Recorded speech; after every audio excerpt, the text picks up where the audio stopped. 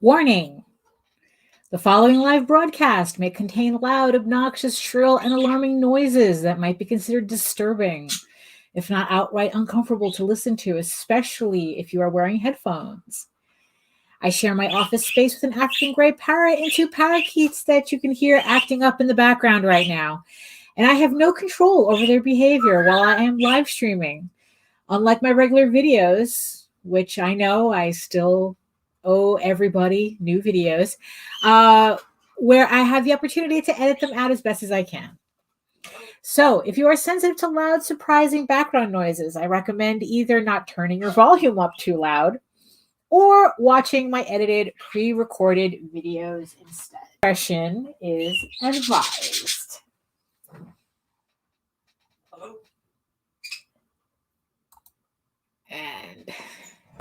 And it's Wednesday already. Jesus, didn't we just come off of doing this already? I'm still reeling from Monday's live stream. So okay, so let's just do the usual setup here, making sure Facebook is correctly on everybody instead of friends. Okay, hold on. Okay, so all right, so it looks like we're good there. So okay, so I guess we might as well get into it because it's like, you know, I got a lot of stuff I got to get through today. So yeah, so might as well get that started. And, you know, for everybody who missed the disclaimer, you know, that it's starting. So the peanut gallery. So, okay, where do I start first? Okay, so how about intros, right? So there we go. Yeah, let's get this party started.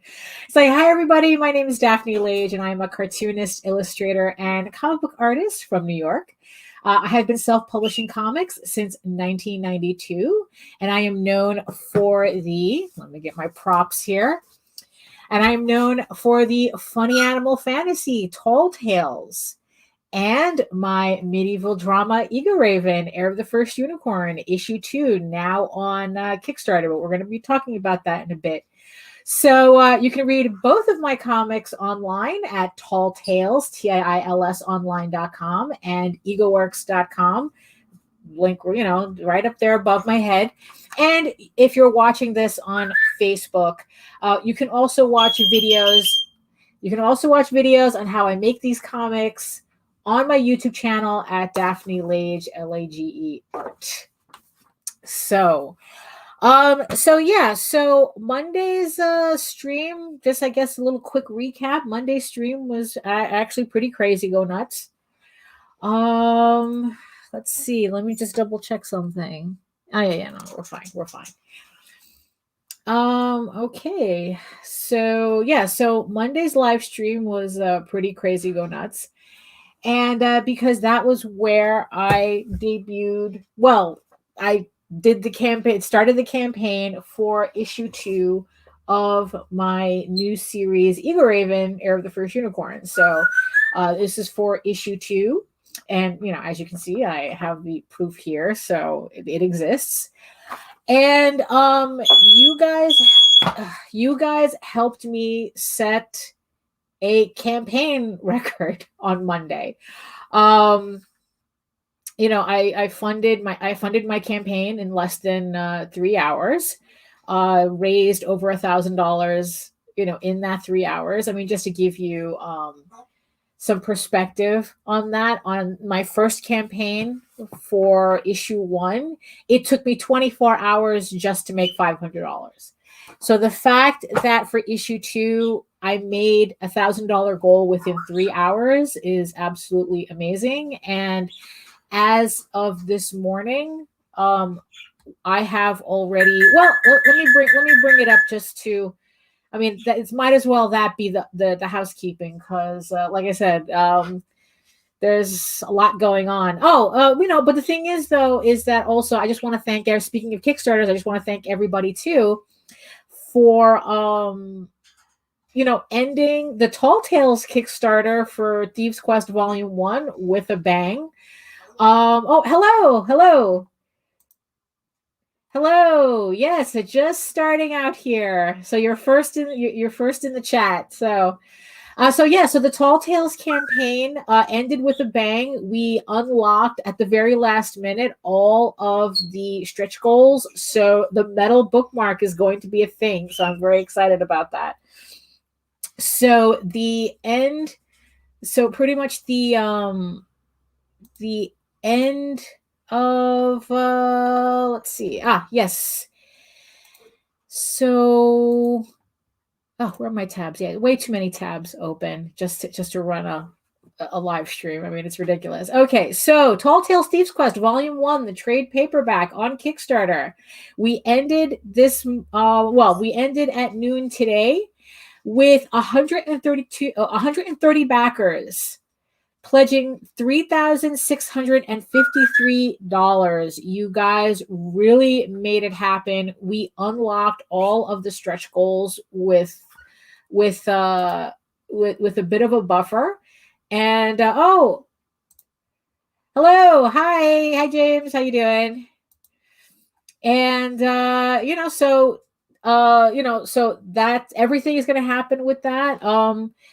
It also was a record for Tall Tales itself. Remember, I think like if I remember correctly, the most backers any of our previous Tall Tales Kickstarters had was, sorry about that, was around 83 or 86 backers, and this Thieves Quest Volume 1 has 130, just 3 shy of at least matching the backer record held by EGORAVEN issue 1 at 133 backers. So yeah, so I'm just completely, chuffed by that, and I'm already in the process of putting together, getting all the files together to send out to their respective vendors. We have the metal bookmark. Well, we have the book itself. We have the metal bookmarks. We have the trading cards. We have the sticker that has to go out. So that's all these different vendors that I have to.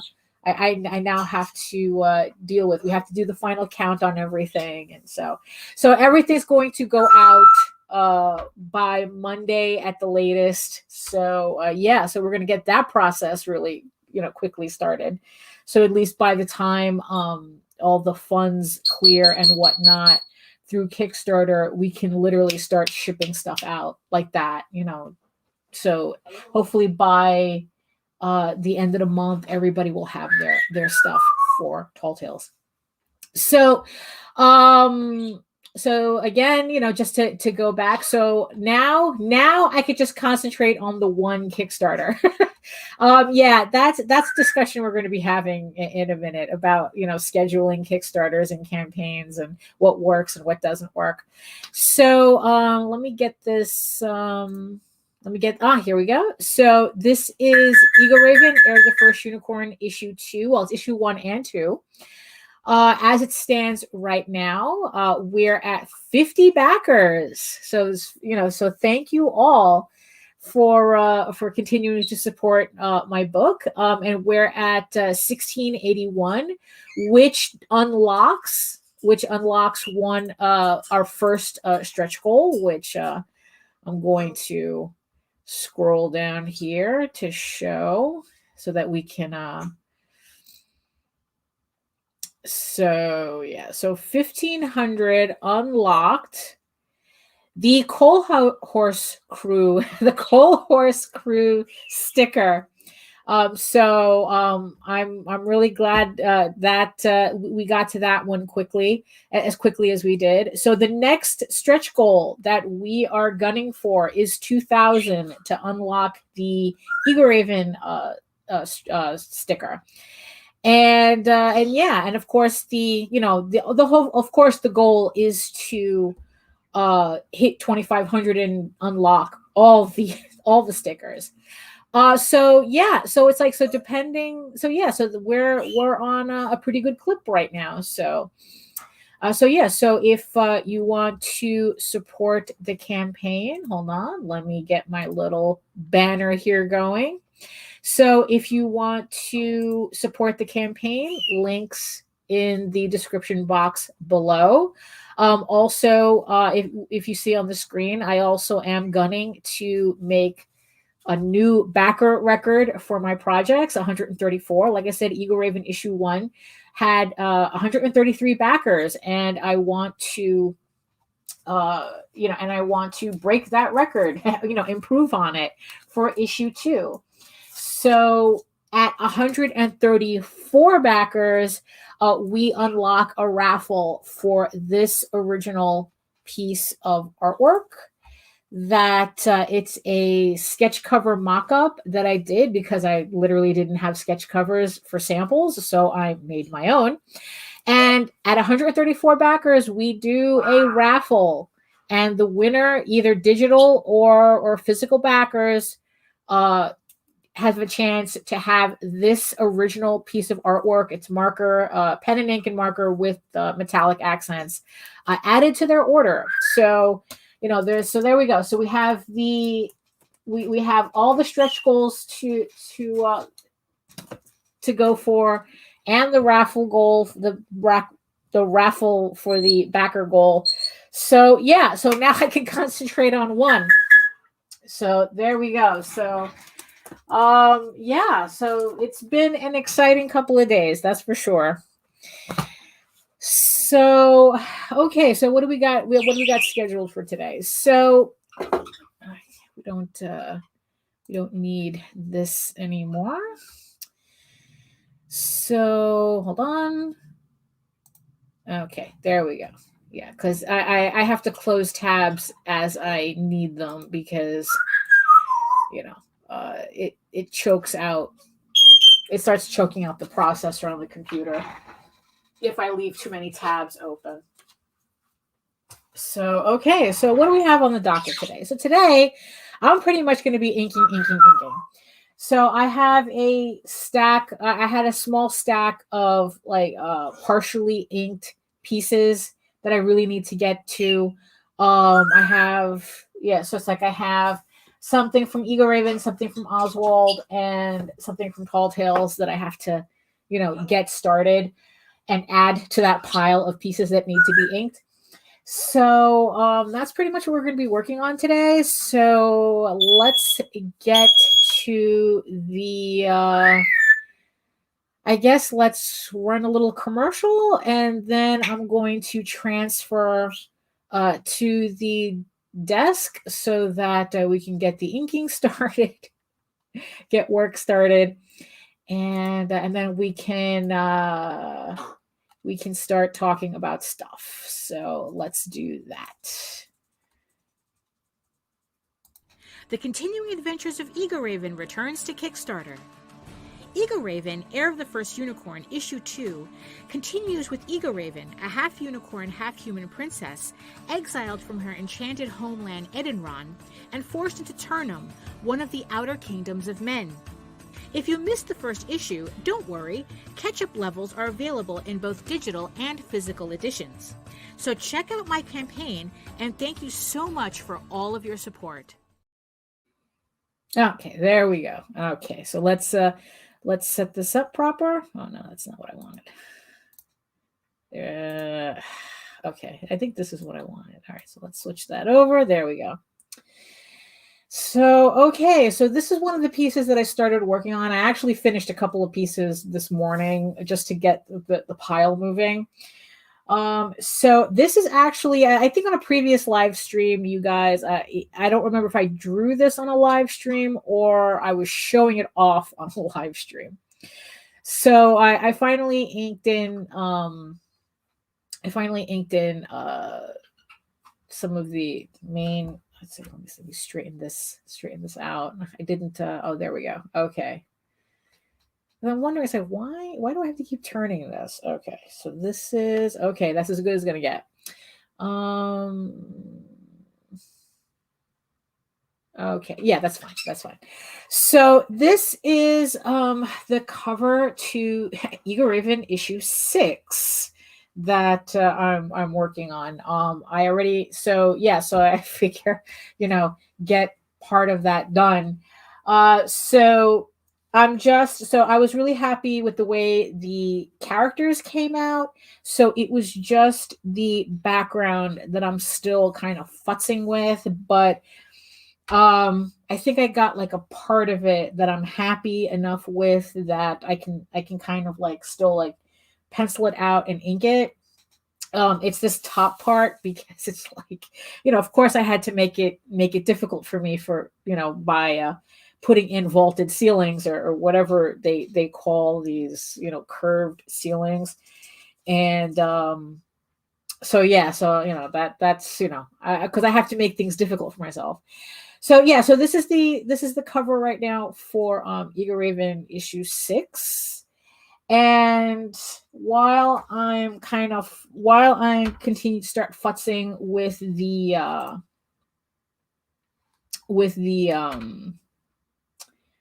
pencils, let's talk a little bit about scheduling campaigns, because boy, these past since Monday, I learned really quickly why you don't overlap campaigns.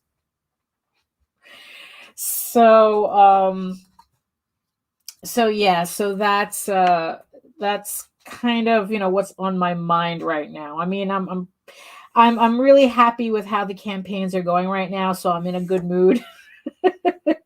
So I don't quite feel like ranting. There's a particular issue that came up this morning that, if you saw on my Facebook, I kind of posted a really crabby response to the thing. And I'm not sure if I really want to get into it, although it should be a video in and of itself, because it's something that I've seen happen way too many times, and it's like, and I'm just like done with it. Of course, now that I'm mentioning it, people joining us now are like going, "What are you talking about?" And it's like, okay, let me give you the long and the short of it.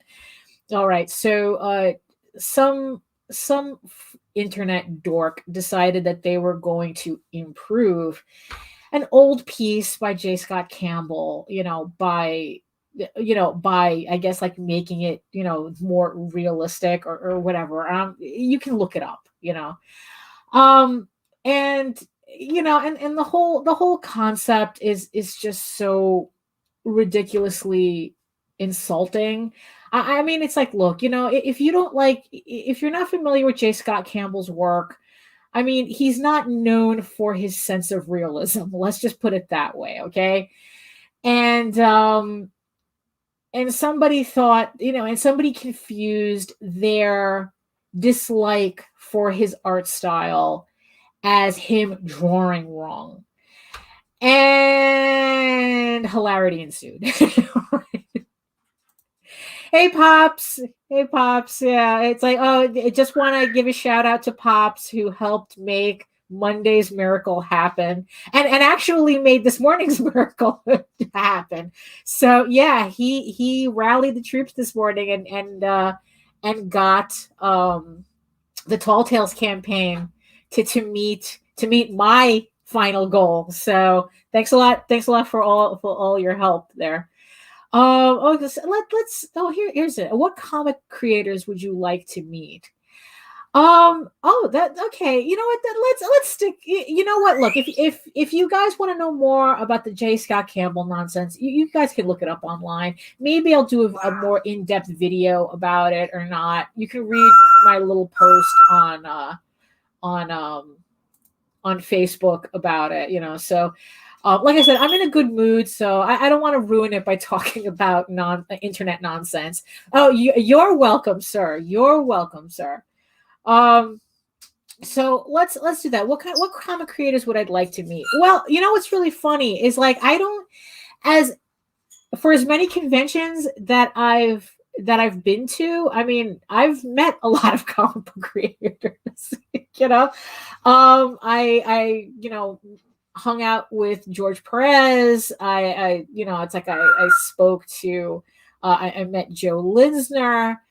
And what's sad about the George Perez one was that I had missed out on the opportunity to get a Tall Tales piece from George Perez. And to tell you the truth, it's like, it's something that I try not to think about because it makes me want to bang my head against the desk. So yeah, so it's like, yeah, because I had asked him if he would consider doing a Tall Tales piece.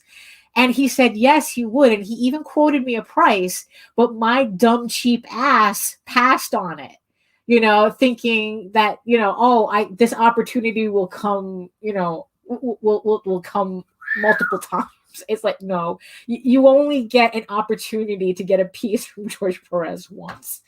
And I missed out on that. So, and the man's retired now. So that's done and gone. So Joe Linsner is another one that I met, and I spoke to him about doing a Tall Tales piece that he politely refused because it seems that furries is not his strong suit or not something he likes to do. So yeah, so that wasn't as much of a miss. Although if I could get him, if I could get him to do an EGORAVEN piece, I'd pass out. But I know that we're not talking about something that's even vaguely affordable.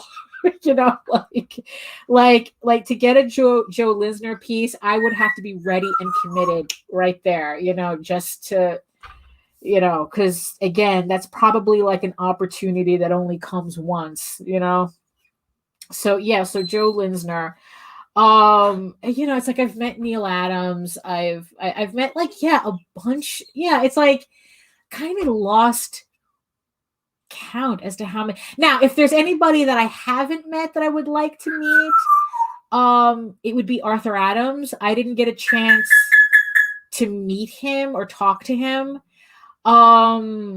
He's another guy I would love to get an EGORAVEN piece from. Oh my God. It's like, that's like holy grail, collection type.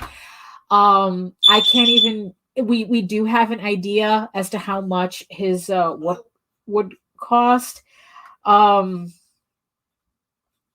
But yeah, he's but I haven't I still have to meet him. So yeah, so if there's a creator I would like to meet, it would be Arthur Adams, but only to really troll for artwork from him. Let's see who else. Yeah, but pretty much like everybody I've met or spoke to in some aspect already. It's like, I've met Bill Tucci. We kind of, it is, it's like me and Bill Tucci, we kind of like, we're like ships in the night at conventions. It's like, like we know each other just enough to say hi because like he's a local guy. So when we do local shows, we always see each other. So, we're always, like, oh, hey, hi, ho, like that. And that's probably the extent of it. Who else? Yeah, I've pretty much, yeah. I mean, it's like, I guess it's one of the things that I miss about conventions, which is ironic because before lockdown, I was fed up with conventions, and now it's like, they're not that bad. I could really use to be outside. So yeah, who else? Yeah, I think that would be that those would be the ones that I would really go after.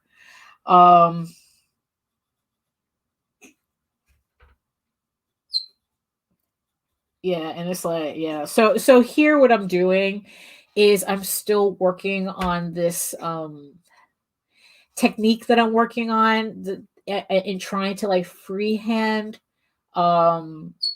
backgrounds to get a more natural, more organic looking background as opposed to like ruling everything out.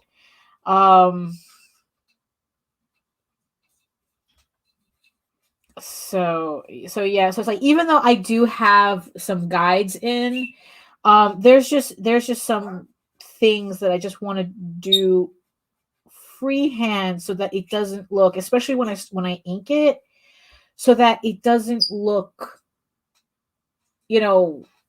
like too ruled out.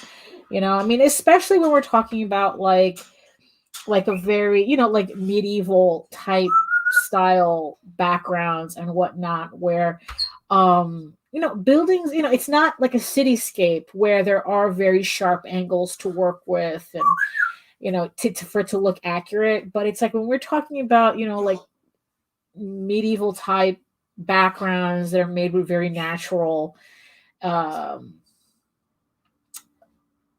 materials, I don't want it to look like that everything like perfectly straight. So yeah, so it's like that's kind of what I'm working with right now.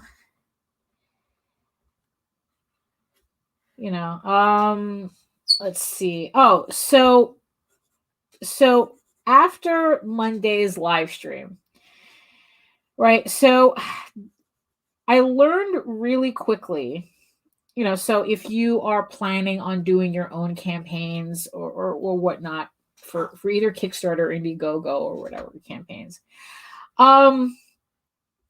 So what I learned really quickly is that running 2 campaigns at the same time, because I had the Tall Tales and the EGORAVEN ones overlap slightly. Even for those 2 days, for that Monday and the Tuesday and this morning, where I had to deal with those overlapping campaigns, was not fun. It was just really stressful because you're really not supposed to be running 2 campaigns at the same time. I mean, Kickstarter themselves tells you you're not supposed to be doing that. So now I know why. Now I mean, it's like I kind of had an idea, but now definitely I know why, because it almost becomes impossible to promote properly. Because I mean, because it's like, you're talking about one, you can't talk about one equally as you can with the other. And especially when it comes to promoting on Facebook, there's a lot of groups that only allow you to post once a day. Anything more than that is considered spamming. Oh, except for Pops, except for the Madness. The Madness, Pops is very generous with the people who post on his on the Madness Facebook group. So if you wanted a place to promote your stuff and not feel like you're spamming, you can do that on the Madness, because even Pops explained that it's like, yeah, sometimes it looks like people are posting the same stuff over and over and over again, but the way Facebook and the algorithm works, a lot of people don't see the first time you posted, so they might not see the first post you did in the morning, but they might see the one that you post in the evening or the one that you see in the afternoon, so it's like, it's like you kind of actually have to post multiple times. So in the end that worked out. But the thing is, though, then once I realized the problems that I was having promoting 2 campaigns at the same time for 2.5 days, I went and looked at my own schedule. Yeah, it's like, yeah, exactly. It's like, that's what I keep reading, that it's like you should have your morning post, and then you'd have like either like the afternoon bump or the evening bump. Yeah, so yeah, exactly. Exactly. It's like, because it's like people are just scrolling and scrolling and scrolling. So it's like you don't know who sees what. So after that 2.5 days, I went back to my actual schedule, and I've mentioned before that I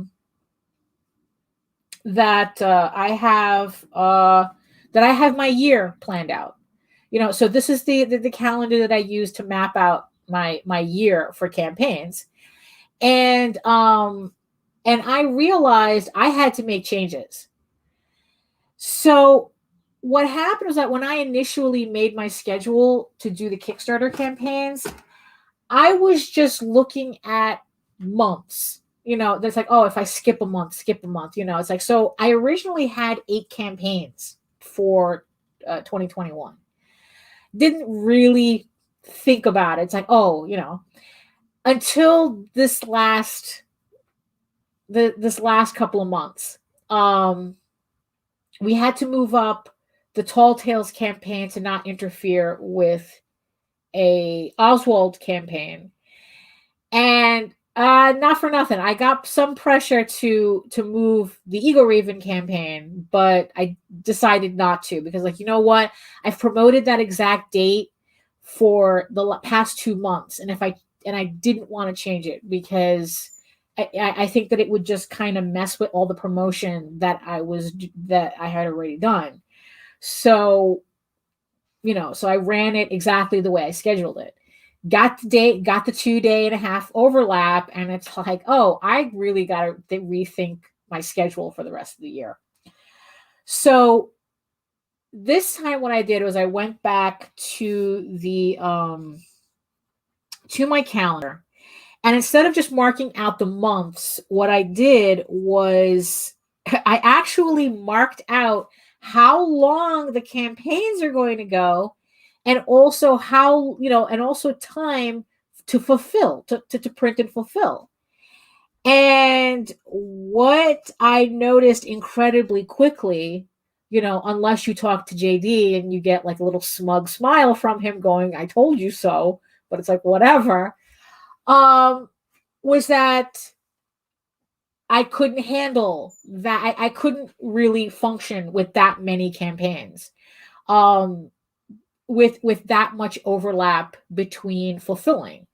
And it's like there was one part of the year where I had accidentally, where I realized, holy crap, I have 3 books in a row, 3 months of just 3 books, 1, 1, 1. And it's like, oh, I can't function like that. So, oh, hey, George. Hey, George. Yeah. So I'm doing my own fake get my meds moment right now. So I'm talking about scheduling my campaigns for the rest of the year and how that's not working. And I had to do some serious fiddling with the campaign. So with my campaigns. So after accounting for each 30-day campaign and probably like the 2 to 3 weeks afterwards it would take to produce and fulfill, I had to remove books from the docket. So what happened is that my original schedule for the rest of the year, for let's just say just for EGORAVEN, was I was going to do issues 1 to 4 for the year. Yeah, but it's like, but you're the only one. You're the only one who can do a proper get your meds segment. But but if you wanted to talk about scheduling, if you wanted to me on the show to talk about this in more detail, we can do that too. So yeah, thank you. So okay, so this is what happened. So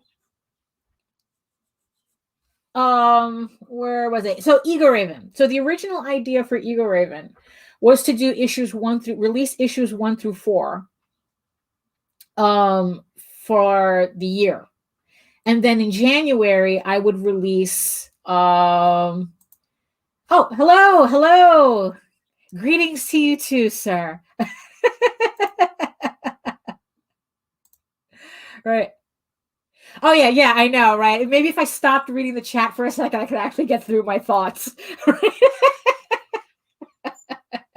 This is why you're always fighting about Sam, about the chat. So the idea was to release the first 4 issues of EGORAVEN in 2021 and then start 2022 with a trade paperback. But I still had several Tall Tales books. I had 3 Tall Tales books that I also wanted to release this year. So we just finished for volume 1. The next Kickstarter after this EGORAVEN one is for Tears of the Mother issue 6. That's going to be in July.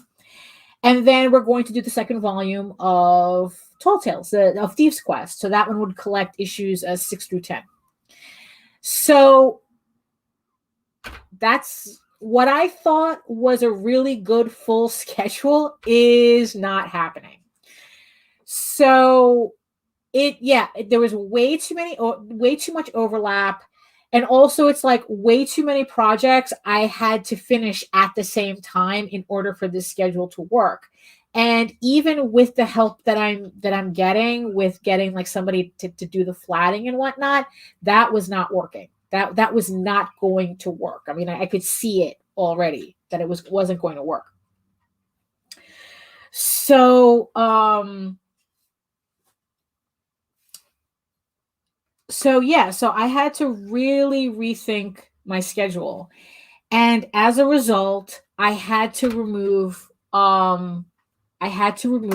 EGORAVEN issue 4 from the schedule and push back the trade paperback for EGORAVEN Volume 1. So right now, as it stands, let me just make sure I get this line here correct. Let's see. Hold on. Give me a minute here. Let me just. So as it stands right now, the way I'm scheduled for the rest of the year. So for 2021. Okay, so May, right now we have EGORAVEN issue 2 on Kickstarter right now, link below, plug. So that's going on, right? So we have it in May, and I'm going to be spending June fulfilling. So that's what I wanted to do without another campaign on having to worry about another campaign on top of it, because I really needed that breathing room, because right now I'm running a campaign and we're going to be fulfilling the Tall Tales Thieves Quest, the volume 1. So not only am I running a campaign, I'm fulfilling one at the same time. So not optimum. So for June, that's going to be my fulfillment month for EGORAVEN issue 2. July is going to be for the Kickstarter for Tall Tales Tears of the Mother issue 6. So it's going to be the obviously the volume, the issue that comes out after this. This is the Tears of the Mother story arc. It's the second story arc for Tall Tales. Oh, here, let me do it like this so you guys could actually see it. So so this is the second story arc that follows Thieves Quest that I'm still working on, that I'm still inking. But that's a whole other story.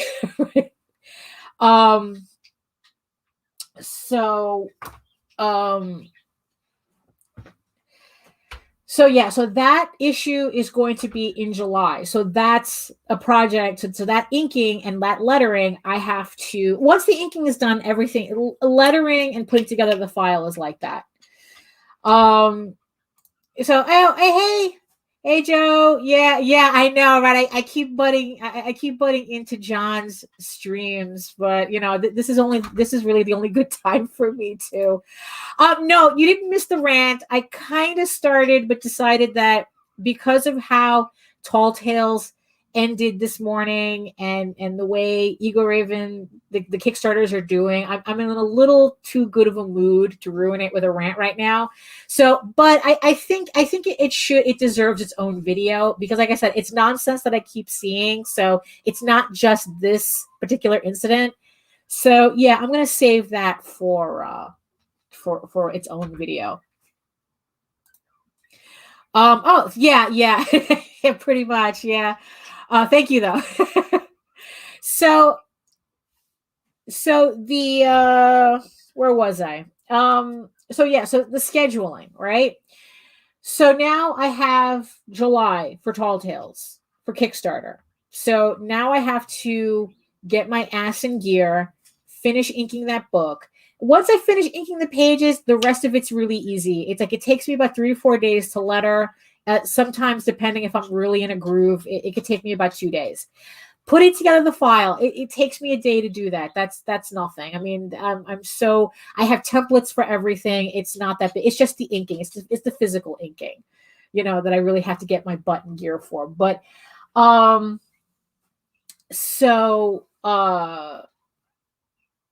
so I have to get that done for the July Kickstarter. Luckily, I did the cover. Past me, did the cover in advance, so at least I have artwork to put together the campaign if I don't have pages yet, finished pages. I say, do you ink digitally or old school? Definitely old school. I mean, this is yeah. So it's like, so right now I'm penciling this. I'm inking this with Rapidographs. This is my I ink with technical pens.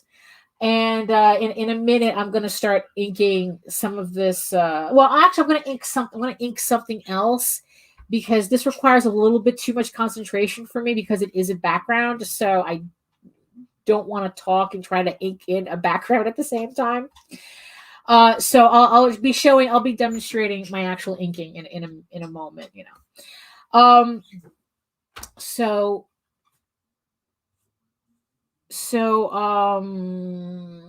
schedule, yes.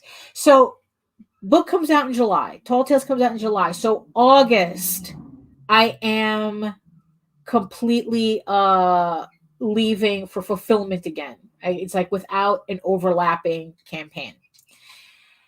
And then EGORAVEN issue 3, I have scheduled for September, but at like the end of September, because we have some stuff going on in September that I don't want to interfere with anything to interfere with it. So that book so EGORAVEN issue 3, I have scheduled for September 20th. So it goes into October. This is where I have my last overlap for the year, because that campaign ends in October. And then like about a week and a half later, we start the campaign for Tall Tales Thieves Quest Volume 2. So again, I'm fulfilling a campaign and running a campaign at the same time with that overlap. And then the idea is that December is I'm no campaigns. I'm just fulfilling Thieves Quest Volume 2. So yeah, so issue 4 of EGORAVEN had to be pushed into 2022. So that issue will probably take the place of when the trade would have come out. So that's probably going to be a January release. And then I just have to figure out the rest of the year. So yeah, so I had to read. So for people who were hoping to get the 4 issues and to get a trade in January, look, I'm disappointed more than all of you. So because what that means is that it's going to take me a little bit longer to finish the series as much as I wanted. So, hopefully it won't. Hopefully it just means it'll take a little more time to release the books. I'm hoping to have everything finished on schedule, of course. I really, really, really don't want to be rushing issues before a campaign has to go live. So, yeah, so that's so yeah, so when you schedule your Kickstarters, don't forget to take in mind your printing time, your and your fulfillment time on top of the actual campaign. Because yeah, it's like I thought I had a bomb schedule, and unfortunately, yeah, it bombed all right. And it exploded right in my face.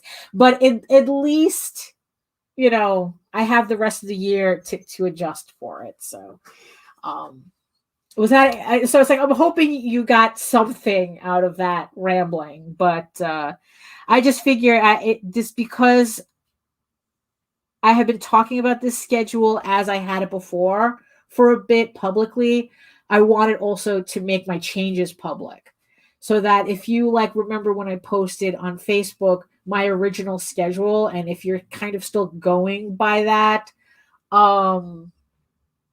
Well, it's not like that anymore. So there you go. So that's kind of what I was what I'm going for here. Just to tell everybody that it's like, oh, I overestimated. I was a little too enthusiastic. But I think I can kind of blame the I can kind of blame um lockdown for that, I guess. It's like I kept saying go big, go home, and it's like no, that you're a little too big. You went a little too big on the schedule. So okay, I think I'm going to kind of hold off on the rest of this piece here because now it's like I'm kind of not sure what to do with this top part. Because from here down, I like it. From here up, I'm like, what am I even doing? So I'm going to put this aside and I'm going to at least start inking a piece that is done pencil wise so that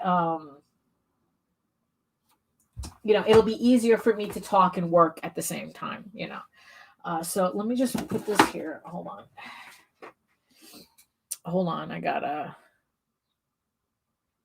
Oh no, never mind. I thought I was gonna go sneeze. So okay.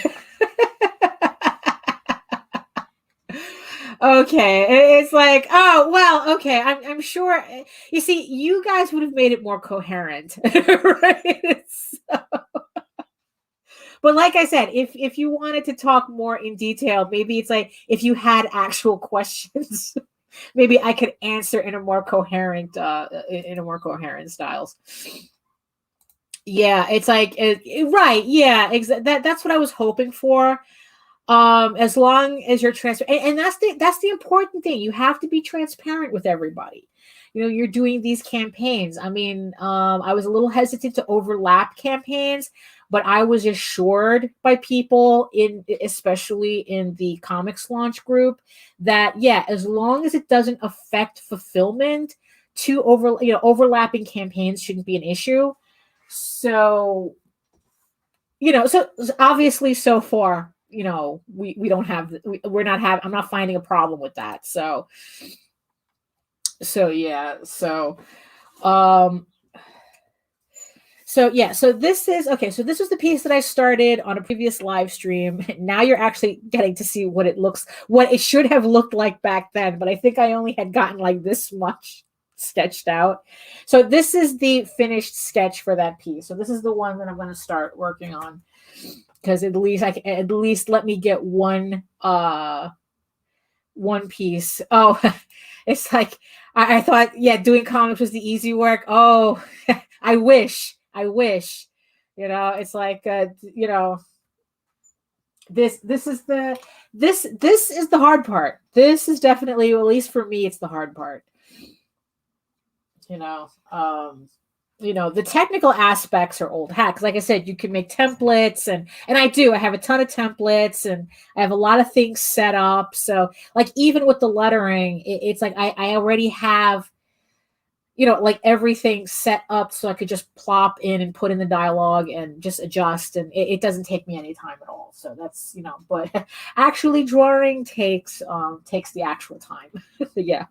So oh, well, the writer guy does a lot of fulfillment, not for nothing. It's like, we joke, but no, he's constantly doing. He just finished fulfilling an Oswald campaign from Indiegogo that I have to make the labels and send them out tomorrow. So now the ball's in my court to finish that part of the fulfillment. So we can't just put everything all on him. So yeah, so for those of you curious, I am now going to ink with a Rapidograph Kohinoor technical pen, used mostly by architects, and I'm constantly being told you're not supposed to ink with this, but I'm I'm a free spirit. I'm a free stubborn spirit. I ink with what I want. let's see. So, okay, okay. Do you think Lucinda from Tall Tales of the Peacekeepers could have been Igor Raven's sister? Well, okay, so for those of you who, I don't have a Peacekeepers issue. Hold on, just so we have a visual guide. Yeah, I would think so. I think JD's a keeper. I think so too. Yeah. So let me get, what do I have here? I actually adjusted my collection so that I can access it better. I can access it easier. Just a little plug, but these little folio boxes are actually pretty convenient. Because I don't have to put everything in bags and boards. Oh, so this is what they're talking about. So this centaur character in Tall Tales the Peacekeepers is, let me see if I can get a better. That's Lucinda. She's a centaur. Probably as close to human you're going to get in the Tall Tales universe. Although I'm not sure about that, but I'm pretty sure actually. So no, EGORAVEN and Lucinda are not related in any way. Although, maybe I'm kind of toying with convincing JD to write me a Tall Tales EGORAVEN short crossover, because even though their universes are not the same, we can play around in a story with it. So so no, they're not no, so they're not related. No, they're not, Okay, so I'm inking with a technical pen on blue line pencil right now. So let's get that. So yeah. So for the previous question about inking digitally, no, I don't ink digitally. I've tried to. It's not something, I mean, I'm sure if I practice it, I could probably figure out how to ink digitally, but I don't know. I'm so set in my ways now. I'm not really interested in going that far. I mean, it's like I spent all this money on a brand new computer. I have my Cintiq finally set up, and when I did the cover to the EGORAVEN Volume 1 trade, which I have hanging there, I still did it old school. I mean, it's like I was using tracing paper, I was using a light box, it's like, and then it's like I tweaked some stuff in the computer only to print it out and then to use a light box again. So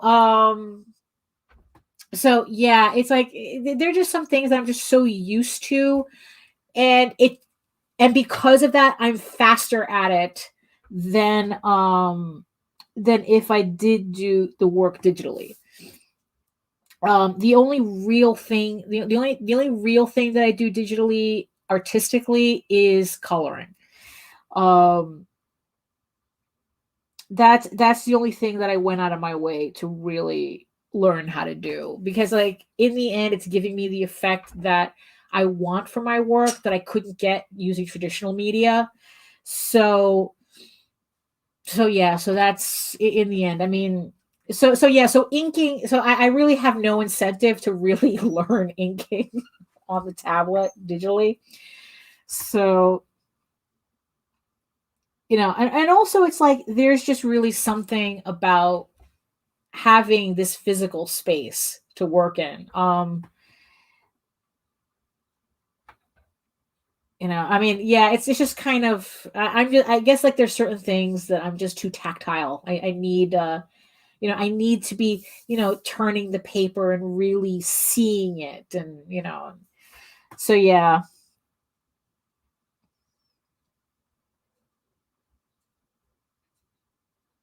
something would have to, like, for me, something would have to force me to do it.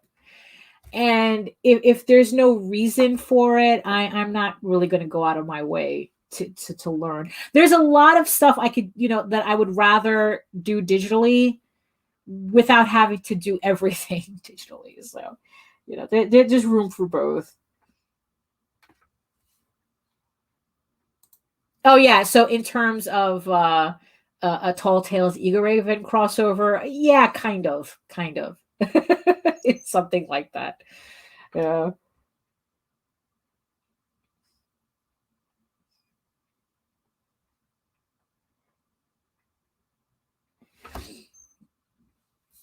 So yeah,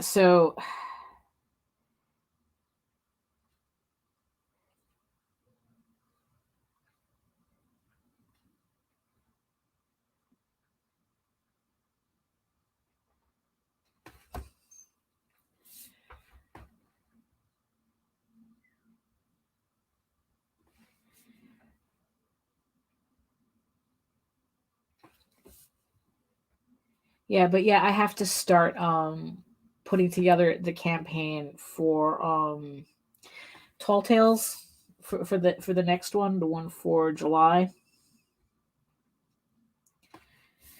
Oh, and also another thing you got to consider with scheduling campaigns is that you also have to consider the amount of time you're going to need to promote that campaign, that make that build up to your campaign.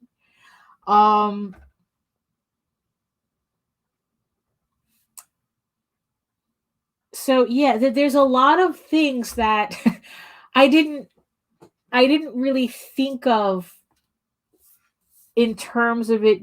Oh, this is something that I also need to schedule as well.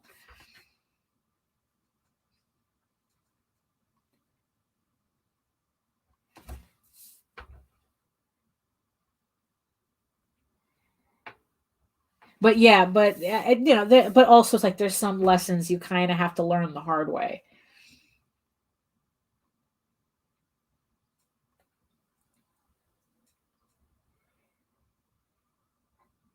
Well, more to understand why certain decisions need to be made. Because like I said, like I just had 2.5 days of overlapping campaigns. And no, I do not want to do that again, because it's like really having to, running one campaign is tough enough. To have to worry about promoting 2 campaigns at the same time was, I didn't realize how tough that was going to be, and how logistically difficult it was to work.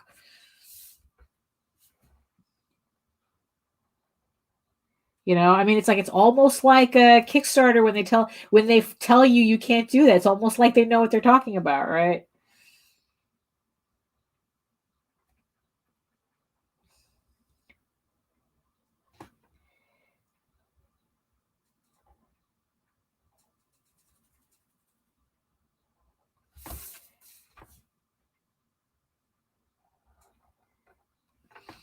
Yeah. So, and also, going back to the doing artwork digitally. Also, the thing is too is that I like having, in the end, I like having the physical piece. You know,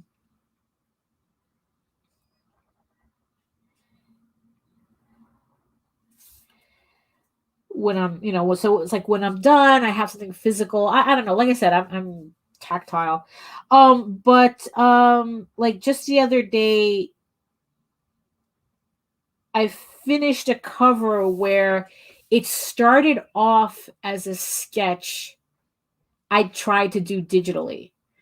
Like, it was a particular, like, pose and stuff that I was trying to work from photographs. Oh, and this is another. Okay, so here's another thing too that that I find funny. It's just a general art thing.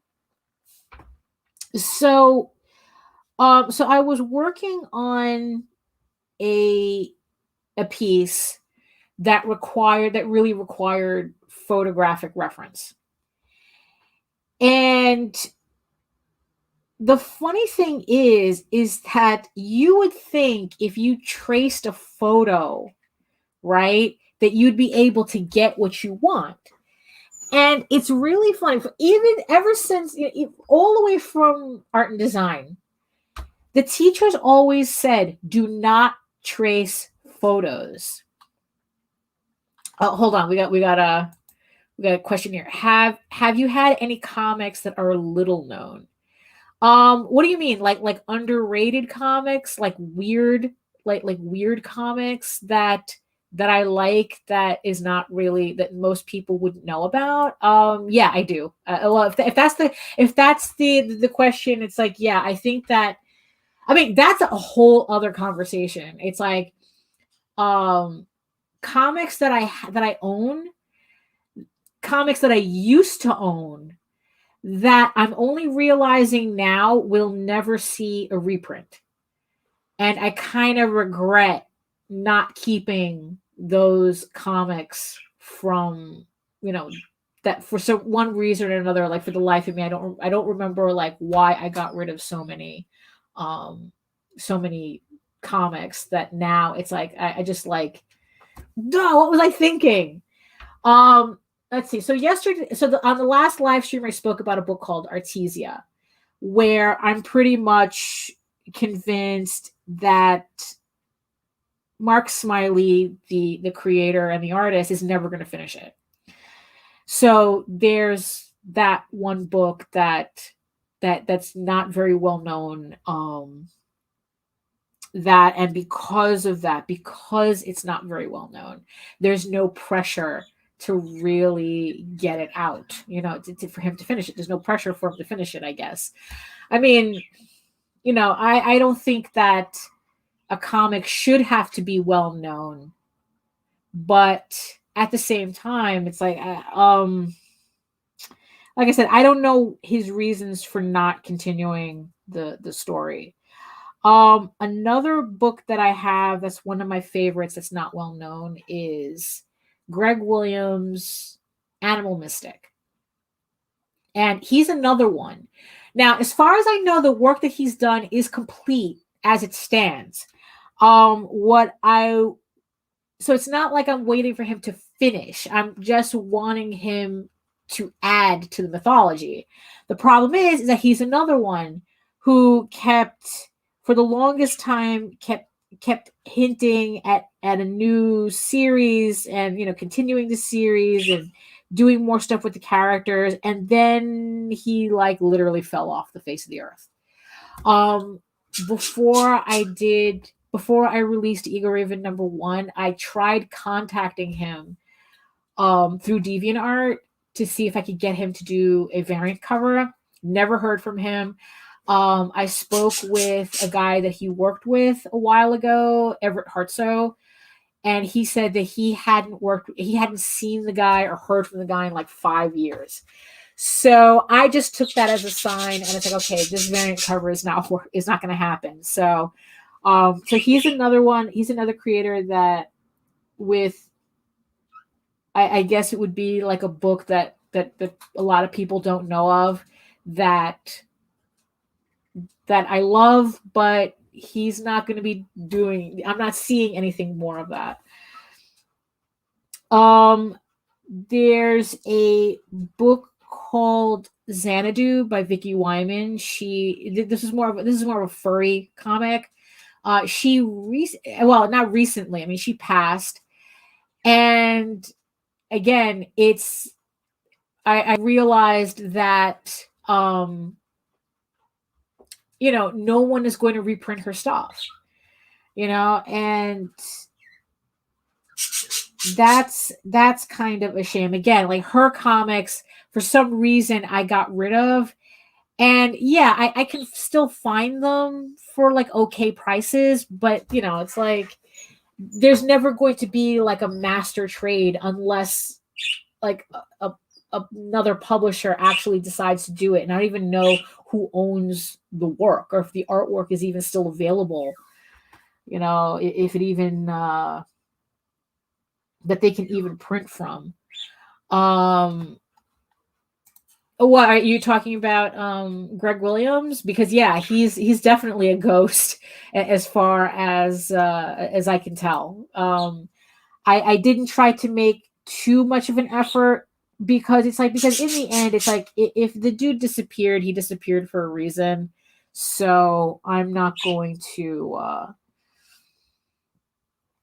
I don't chase people. It's like that's the thing. It's like so that so that part's done. Yeah, it's like yeah, but it's like yeah, there's a couple of yeah, it's like there's a book that I do own called Vixen's Keep. Again, that's another creator who passed that I'm glad I have because that book is never seeing another reprint. Most likely. There was a book that came out. Oh. Oh, okay. Oh, there we go. Jake's in the house. Jake's in the house. Hello, Jake. I can chase for you. Yeah, exactly. Yeah, we need we need Nita, and then we'll have the trio. We'll have the pillars of live streaming. Yeah, so right now, so Jake, since you just came in, well, I was just answering a question about little known comics that I have. And yeah, so another comic that I know is never going to see a reprint is a book called Crow of the Bear Clan. I forgot who the artist was for that, but yeah, that's another book that that for some reason I got rid of all the copies. I don't know why. Again, I think it had a lot to do with the fact that I thought, oh, it'll just reprint in a trade. Yeah, sure. Silly me.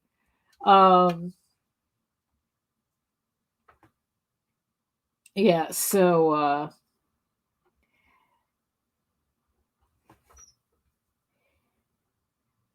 so yeah, so never assume something is going to get a trade. I guess that was the mistake that I made back then. I assumed that was like a natural progression for everybody to get it, like, oh, it's going to be a trade paperback, right? And nope. And I miss a lot of stuff because of that. I think if we're talking about, this one, I think is not an obscure title, but also let's see. I don't know. I don't remember that's Crow of the Bear Clan, right? I don't remember. I mean, I guess if you looked it up, I mean, if you looked him up and if that's his name, I guess, yeah, then that would be him. Then, it was cool. It was kind of like a furry, like weird teddy bear kind of version of Conan the Barbarian, and it was just like I just really enjoyed that book. Let's see. I mean, it's like, again, it's not something I'm chasing. It's the same thing with the Vicky Wyman stuff. Like, I know it's out there. I know if I really wanted it, I could just buy it. Like, I just recently picked up like the first 20 issues of Advanced Dungeons and Dragons by DC back in, I think it was like 85. I think it was. I don't remember what year it was. I picked up the first 20 issues, and it's like, it's not. It's just, I don't know. It's just the fact that it's not in a trade that's kind of like that's, it's very convenient to have everything in a trade, as opposed to having to pull out individual issues. Because that's what I did with The Realm. I showed it on one of Randy's shows. I had taken I don't remember how many issues it was. I don't remember if it was like 10 or 15 issues, and I had them bound. It's like I used to have like a comb binder, and I bound all the issues together so that I could have like one book to flip through as opposed to individual issues. Like if you're a hardcore collector, if I showed you this thing, you would just pass out with the absolute disrespect. I showed these individual comics, but for my purposes, it works perfect, you know, because it's just everything together. I can flip through it like it's a book. I mean, you know, the problem is that Randy explained that I guess Ralph sold the property to Caliber, and so he doesn't have access to it, and I guess the person who runs Caliber passed. So I don't know if the realm is in some kind of like limbo that nobody has access to. So there again, there's like no trade that's ever going to come out of it. So, you know, I did what I did. You know, at least I can say I have all the issues. You know, you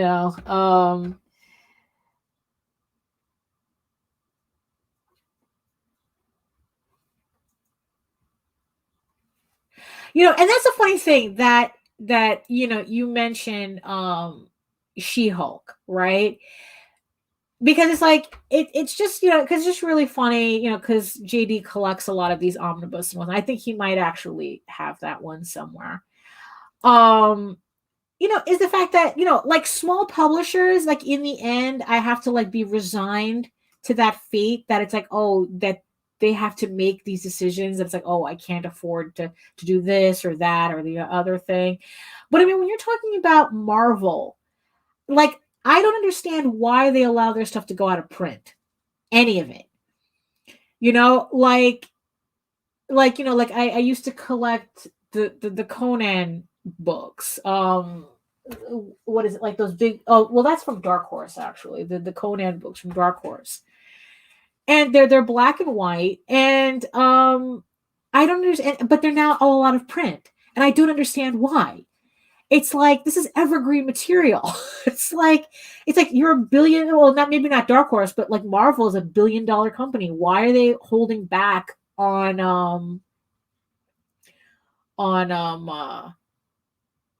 you know, on reprinting stuff? You know, they could reprint stuff to the end of time. But I keep hearing but I keep hearing from people complaining that it's like they allow their stuff to go out of print and they don't know when you know, like if they're ever going to be available again, or they have to wait until it becomes available, or if some editor decides they want to make it available. I mean, it's ridiculous. It's like, really, John Byrne's She-Hulk is out of print? Why? Right? Let's see. I'd rather have floppies than an omnibus.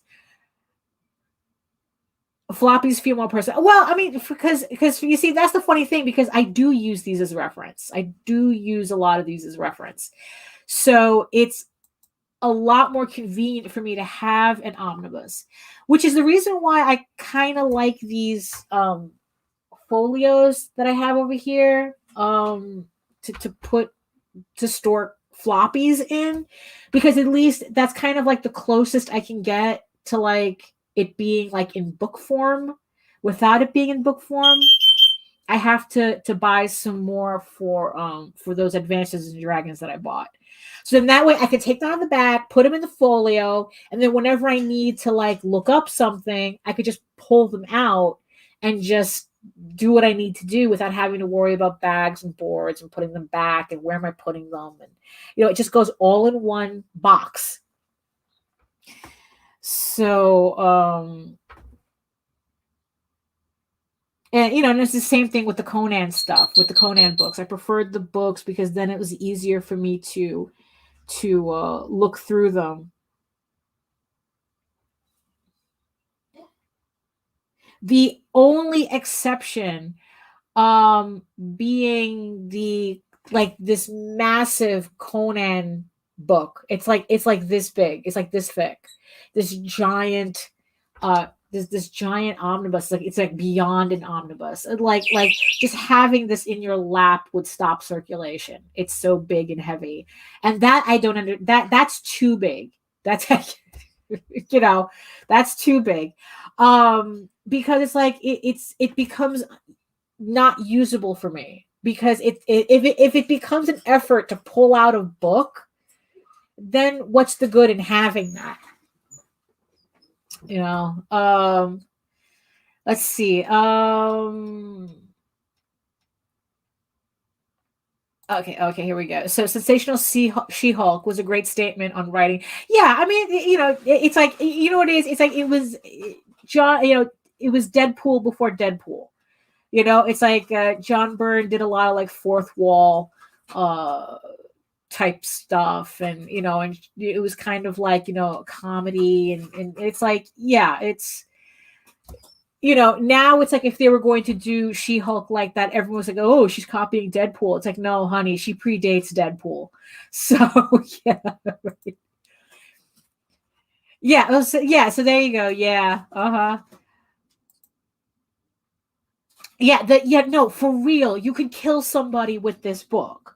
You know, and it's just like, it doesn't make any sense to me at all as to why they did it like this. Like, okay, maybe they meant it as a coffee table book, but like for someone like me who's very casual, you know, with these things, it's like, I'm like, I'm not touching that. It's like, I'd rather have the little black and white versions, you know, that I could just flip through and not worry about if I'm dog earing anything or not, you know. Yeah, no, actually, what's funny is that Teshin, they actually do that for their books because they're so extra with their books, that I think like for the I think it was either Calvin and Hobbes or the Far Side collection, they actually had a pedestal that went with it. Or it might have been the Peanuts one of those three, that they had a pedestal that went with the collection. I mean, the Teshin is just over the top in terms of their books. So yeah, that's what I remember seeing that. Yeah. Yeah. So, oh,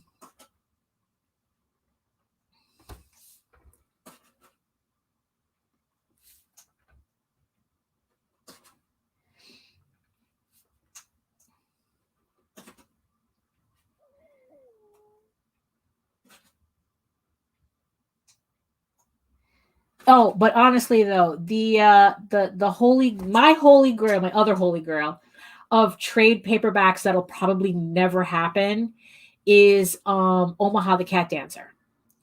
So that was an adult furry book from back in the 80s, and excellent work.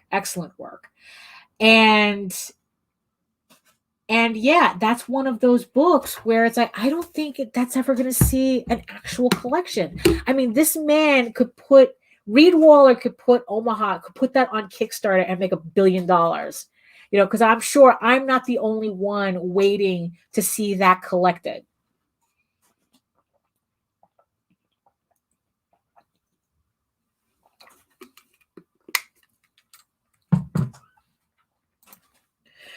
Oh yeah, exactly. It's like, oh, but you know, not for nothing, even with a house, JD lost a lot of his collection in a flood.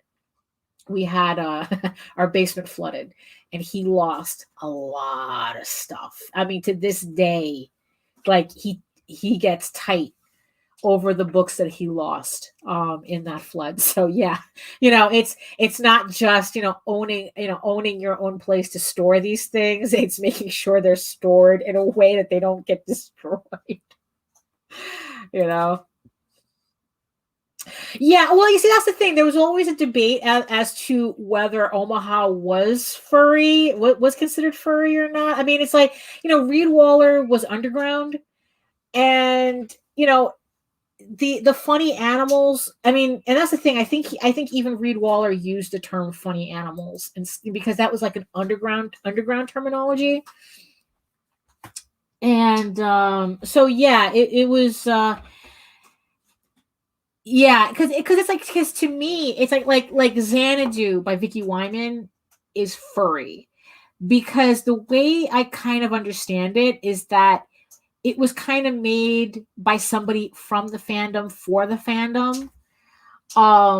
So that's what makes it furry. Omaha's never so in that with that definition, Omaha doesn't fit that.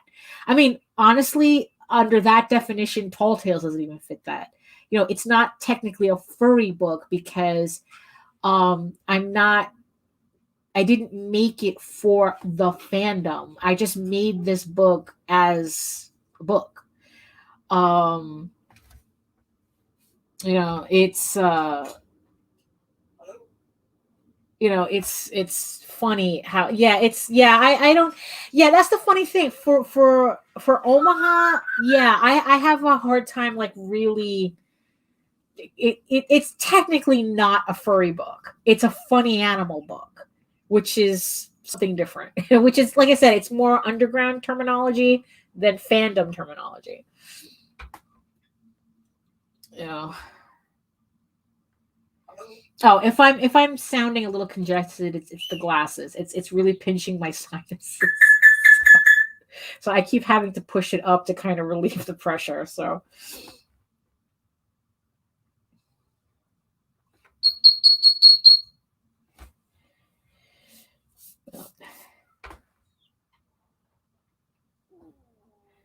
yeah. So in other news, so I've mentioned this plenty of times already that I hired a flatter to flat a lot of my a lot of my like my page, my comic book work, and I recently sent her a cover to flat as well, because it just got to a point where it's like it was just like flatting's the worst part for me to do.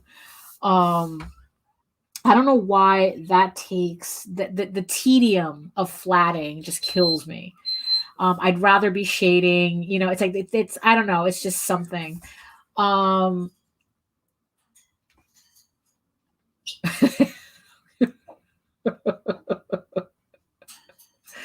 mean, isn't that kind of average?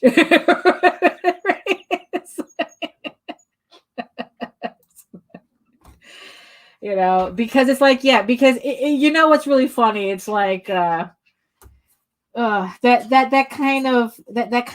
comment, you know, takes me back to something that I said on Facebook from this morning's nonsense about J. Scott Campbell.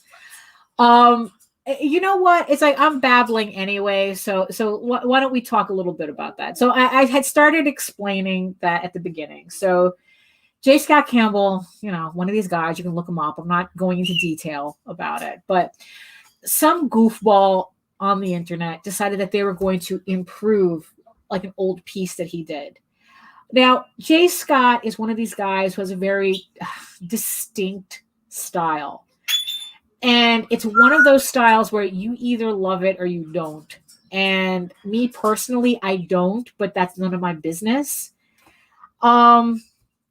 So this person decided that they were going to, you know, correct his work as if J. Scott doesn't know what he's doing when he does artwork. You know, I mean, it's the stupidest thought process. So of course, people got offended. I mean, I got offended. I mean, and I, you know, and the fact that I don't like J. Scott's work is completely irrelevant to this. You know, and you see, because the thing is, I've seen this happen so many times to so many other artists that this is not new. And J. Scott is kind of like Rob Liefeld, where it's like they're an easy target for people who want to kind of like latch on, you know, and kind of like, you know, ooh, I'm gonna dunk on J. Scott, you know, and it's like, okay, whatever. It's like, what, you got nothing else better to do, you know? So my whole thing with it, and mind you, most of the time when you see these corrections, it's usually because it's about, oh, you gave this female character unrealistic proportions, so I'm going to correct it for you. And look, I have to admit that that there was a time where I thought the same way. Where it's like, oh, nobody looks like that. And then there was a quote that said, well, there's just something, someone had posted something about the way anime girls are drawn. And they have gotten to a point where they're not even vaguely resembling human beings anymore. They're more like creatures. These anime girls are drawn more like creatures. And if you saw them crawling on a wall, you'd smack them with a newspaper. And that, for some reason, that stupid comment put it all in perspective for me. And from that point on, it's like I never bothered with the whole, oh, where are her internal organs? It's like one, it's a drawing, okay? This person doesn't exist. There are no internal organs to worry about. It's like it's a drawing, okay? And also, then it's like we're talking about stylistic preferences. So this is the way Jay Scott likes to draw his people. This is the way Jay Scott likes to draw women. Whatever. I mean, it's like, really, it's like, fine. It's like, do whatever you want. It's like, whatever. It's like, I personally don't like the artwork. So you know what I do? I move on to people. I go enjoy people that I do enjoy their artwork. Okay. That's what I do. It's like, none of this, oh, well, where are her internal organs? Oh, it's like, oh, go get a life. Go get a life. Go worry about real people. Okay. It's like, don't worry about the honor of a freaking drawing of Mary Jane. It's like, I mean, just saying it out loud, I'm like, are you stupid? Really, you're concerned about the physical well-being of lines on paper.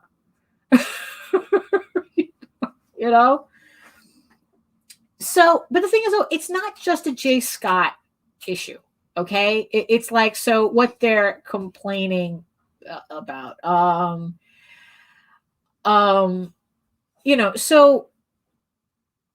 it's like, okay, so I guess Jay Scott did a response, good for him. I wouldn't have wasted my time, to tell you the truth. But it's like, look, everyone's talking about Jay Scott now. So, so like he needs a moment. I guess if you want to, like I said, I'm not going to bring up any details or anything. You can go look that up online. I love the whole comment section that the original cover was hypersexualizing. Well, you see, the funny thing is that they're not wrong, but at the same time, it's like, who goddamn cares? Again, it's like, this was an attitude that I had to learn to get over. It's like, it's like, oh, you're hypersexualizing. It's like, or the way I like to put it, ooh, you drawing horny. It's like, and it's like, who cares? It's lines on paper. I'm a little, especially with the way, we spoke about this before, the discourse online now is like, there's way too many people out there, way too concerned about lines on paper. More so, they're so concerned about lines on paper that they're willing to harass and attack real people for it. Like, what nonsense is that? So it's like, so this person was so concerned about Mary Jane, a character that doesn't exist, that they went out of their way to try to publicly humiliate a real person for it. It's like, have you got nothing else better to do?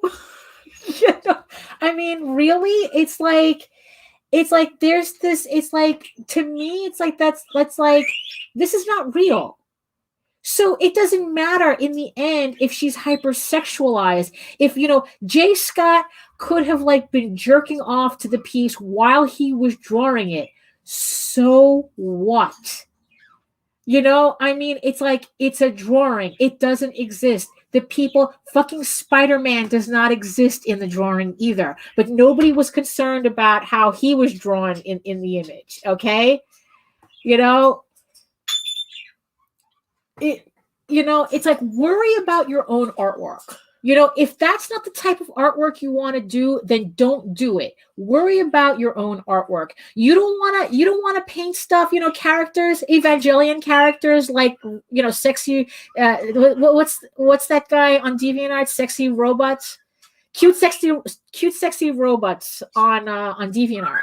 You don't want to draw characters like that, then don't. It's like, there's this dude on Twitter named Columbo that he's getting a lot of shit for his, although what's funny though, it's not that he does hypersexual. Columbo does, it's his at on Twitter is, this user is angry. He does a lot of really, really violent, artwork that he gets a lot of shit from, and people are so concerned about his Hannibal fan art. And it's like, they're not real. They're drawings, but again, it's like they're willing to attack a real human being to protect the honor of lines on paper. Is this healthy? This is not healthy. This is not healthy behavior.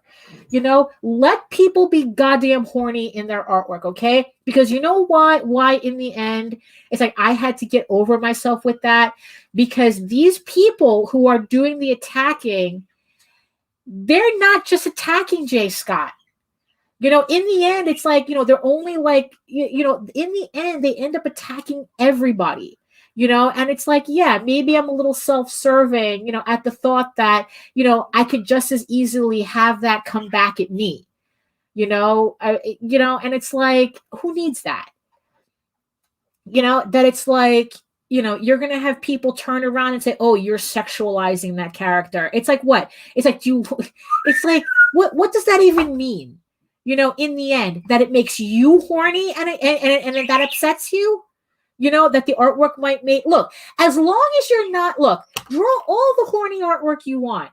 As long as you're not trying to pull the, oh, this is not horny. Oh, how dare you say this is horny artwork? I mean, that it's like, this is art. I'm an artiste. It's like, no, you're drawing horny artwork. Just admit to it and move on. Okay. You want to draw titties out to here. He wants to draw the 2-inch waist. It's like, come on. It's like, just admit, kind of admit to your kinks and, just run with it. Don't worry about these losers who are too busy eyeballing, the people next to them than worrying about what's on their desk right now. So it's like, yeah, it's like, so now it's like, look, it's lines on paper. They can't, big titty Mary Jane with no internal organs is not going to hurt you. Okay. Okay. That's, I guess maybe I should make a video just to kind of like make this more coherent. Right. But whatever. Yeah, exactly. I mean, it's like, it's like, yeah, exactly. Right, exactly. It's their fault they can't accept themselves and have to clap you down for enjoying life. No, for real. That's, and that's the thing. And also, this is the thing too. This is the thing that really, really gets my goat about a lot of this argument about, hypersexual, right? Okay. Now, here's the thing. You notice what they ended up doing in that piece too to make her less sexual is that they made her smaller. They made her smaller. It's like, they shrunk her down to make her less sexual. And that's also an argument. That's also an argument that I keep hearing, that it's like, oh, it's like, instead, for a lot of artwork, again, this is not just Jay Scott. So instead of saying, I don't like this guy's artwork, which in the end is what it boils down to. They don't like this guy's artwork, and they don't like the fact that he's getting paid for this artwork and getting paid really well for it, and they don't like the fact that he's famous. It's a whole chain reaction of, they're all hating, and this is how they're acting out. They're lashing out. And so here's the thing. So instead of saying they don't like his style, what they start doing is they start listing unacceptable body types. Bitch, really? So what's the subtext of this? That if you have large breasts and large ass, or whatever, your body type is inherently sexual and unfit to be portrayed in media. What the fuck is that? What are you telling me? What are you telling me? I mean, this is a case of, I'm so feminist, I'm misogynist. That's what this argument is. And that's pretty much, it's like, that's not the feminist take you think it is. When you're literally telling a large portion of the population that they are unfit to exist. And then it stops being about artwork at that point. Does it? It does. It does. It stops being about artwork. It's like, oh, now we're really getting to the gist of what your argument is. And the artwork has nothing to do with it. Because even, it's like, look, Anna Nicole is a real person. She was a real person. She was real. It's like, oh, Jake, don't get me fucking started. Don't get me started. You're getting me started. Because that's the argument that I'm seeing online. You see, if you don't have women if you draw women that don't have developed breasts, are 5'0", tall and slim, you're what the youngsters are calling minor coding. That's,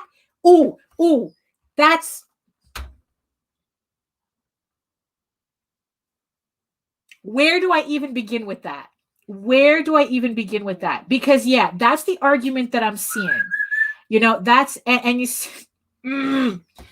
so this whole bullshit about minor coding, adult coding, and this, that, and the other thing.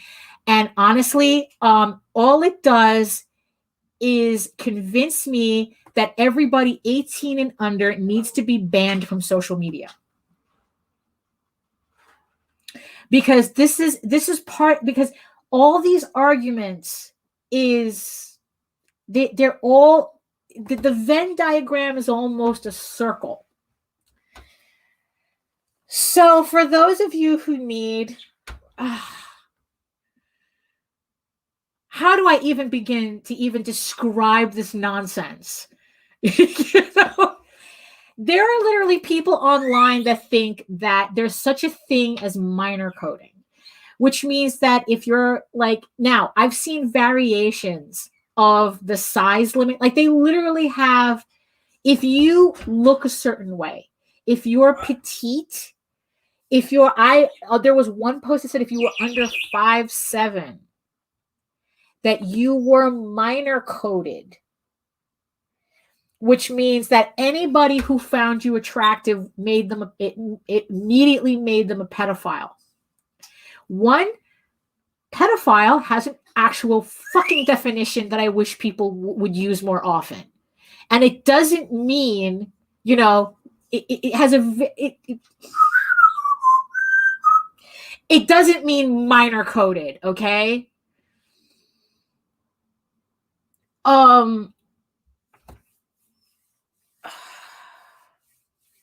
I can't, okay. Let me focus. I need to focus because yeah, okay. So let's take it back to Jay Scott, the whole argument about Jay Scott, okay? Because so what they're saying is that it's not that Jay Scott's drawing is an issue, is that certain body types are an issue. And that's the subtext of the argument, you know? And it's like, it's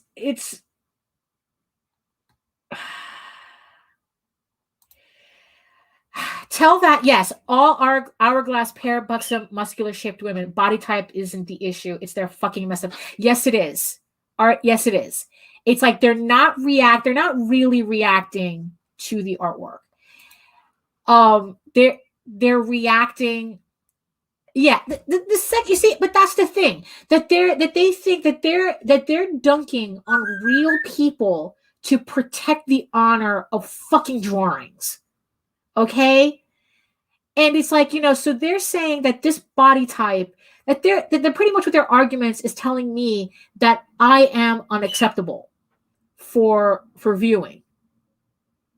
So it's like that's what they're saying when they say this shit. When they're breaking women down into a checklist of acceptable and unacceptable body parts, it's like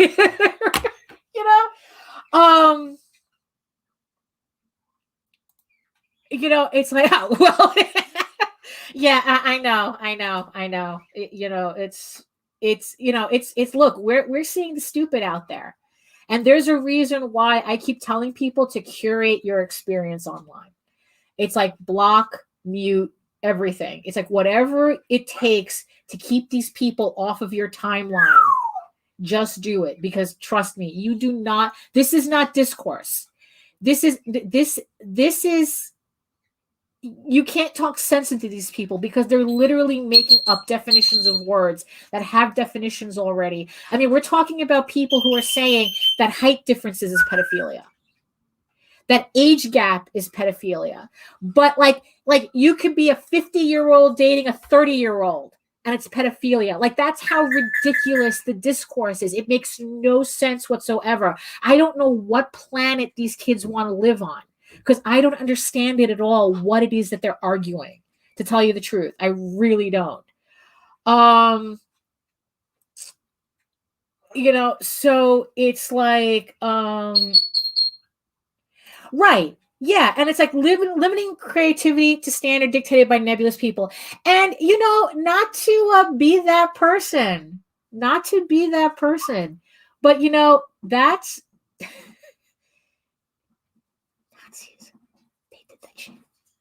it's like that's where the term degenerate art really came out of, is totalitarian governments controlling artists. And this is exactly how they do it. It happens in every totalitarian. Now, you see, that's the thing. I'm saying totalitarian governments because it's both ends, that friggin' horseshoe. This is why every totalitarian government, from Nazism to Stalinism, the first thing they do is control the artists, is try to control the artists. Okay? This is not funny on any level.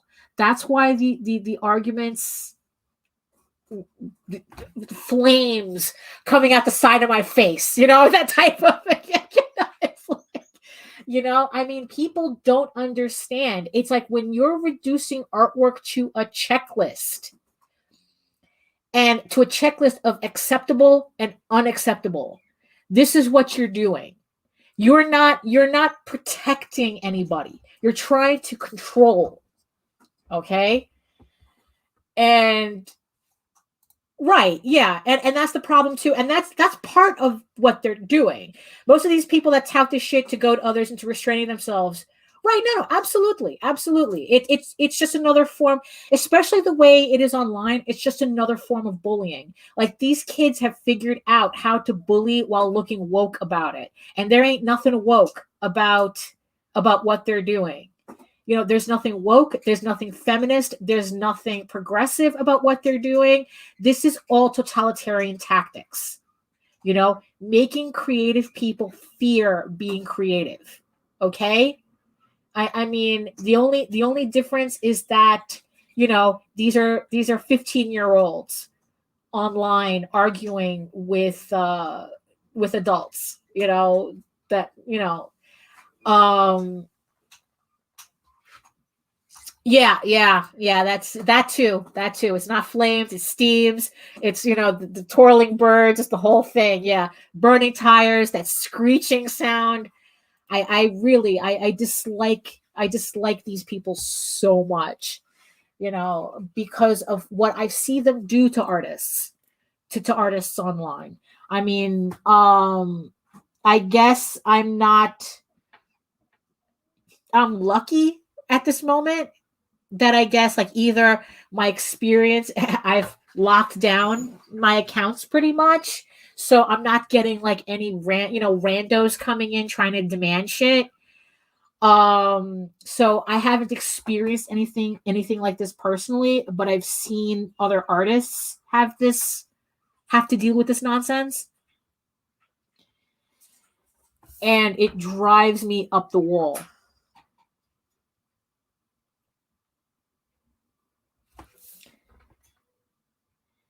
You know, so yeah, so this whole Jay Scott thing is just another aspect of that. You know, where it's like it's the whole thing is sus, okay? It's like it really is. They're not talking about his artwork. You know, it's like they're just all they're doing is they're just latching on, trying to get some of that notoriety, like it means anything. You know, it's like, look, it's like all the people. Do you remember all the people who used to dunk on Rob Liefeld? Where are they now, right? You know, it's like, who cares? Rob Liefeld's still a millionaire. You know, it's like Rob Liefeld's still living his life. You know, all these assholes still dunking on him. It's like, look, yo, it's like the 1990 call. They want their shitty joke back. You know, it's like it's like, you know, it's like, it's, you know, really, it's like, and they really don't understand. Well, you know what? I don't know if they understand or not. You know, like what they're really arguing when they say, "Oh, this body type is not realistic." These things, this checklist of unacceptable body parts of how they're supposed to look. If you go over a certain cup size, now you're sexualizing the piece. And it's like, really now? Really? Really? You know, right. It's like, yeah, you never, yeah, it's like right. It's like either you like it or you don't.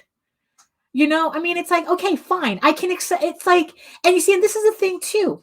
Um, People are confusing their personal tastes with morality crusades. You know, and it's like it's like it's just not enough for them to um just not like something. They have to make an issue of it. You know, like I said, it took me a long time to just realize, you know, it's like, okay, fine. I don't like J. Scott Campbell's work. I don't like, you know, Michael Turner's work. I don't like that type. I don't. You know, but in the end, it's like, okay, I've taken pot shots. You know, it's like, whatever. You know, but in the end, it's like, okay, I just move on to artists that I like. I talk about Arthur Adams. I talk about I talk about Adam Hughes. I talk about, Neil Adams. I talk about, it's like, there's a lot of people we could be talking about instead. In a very, but I don't know. It's like, you know what? Positivity doesn't trigger the algorithm. That's the problem. Positivity doesn't get you that serotonin hit, doesn't get you that dopamine hit, depending on what you need at the moment. Positivity doesn't get you the likes.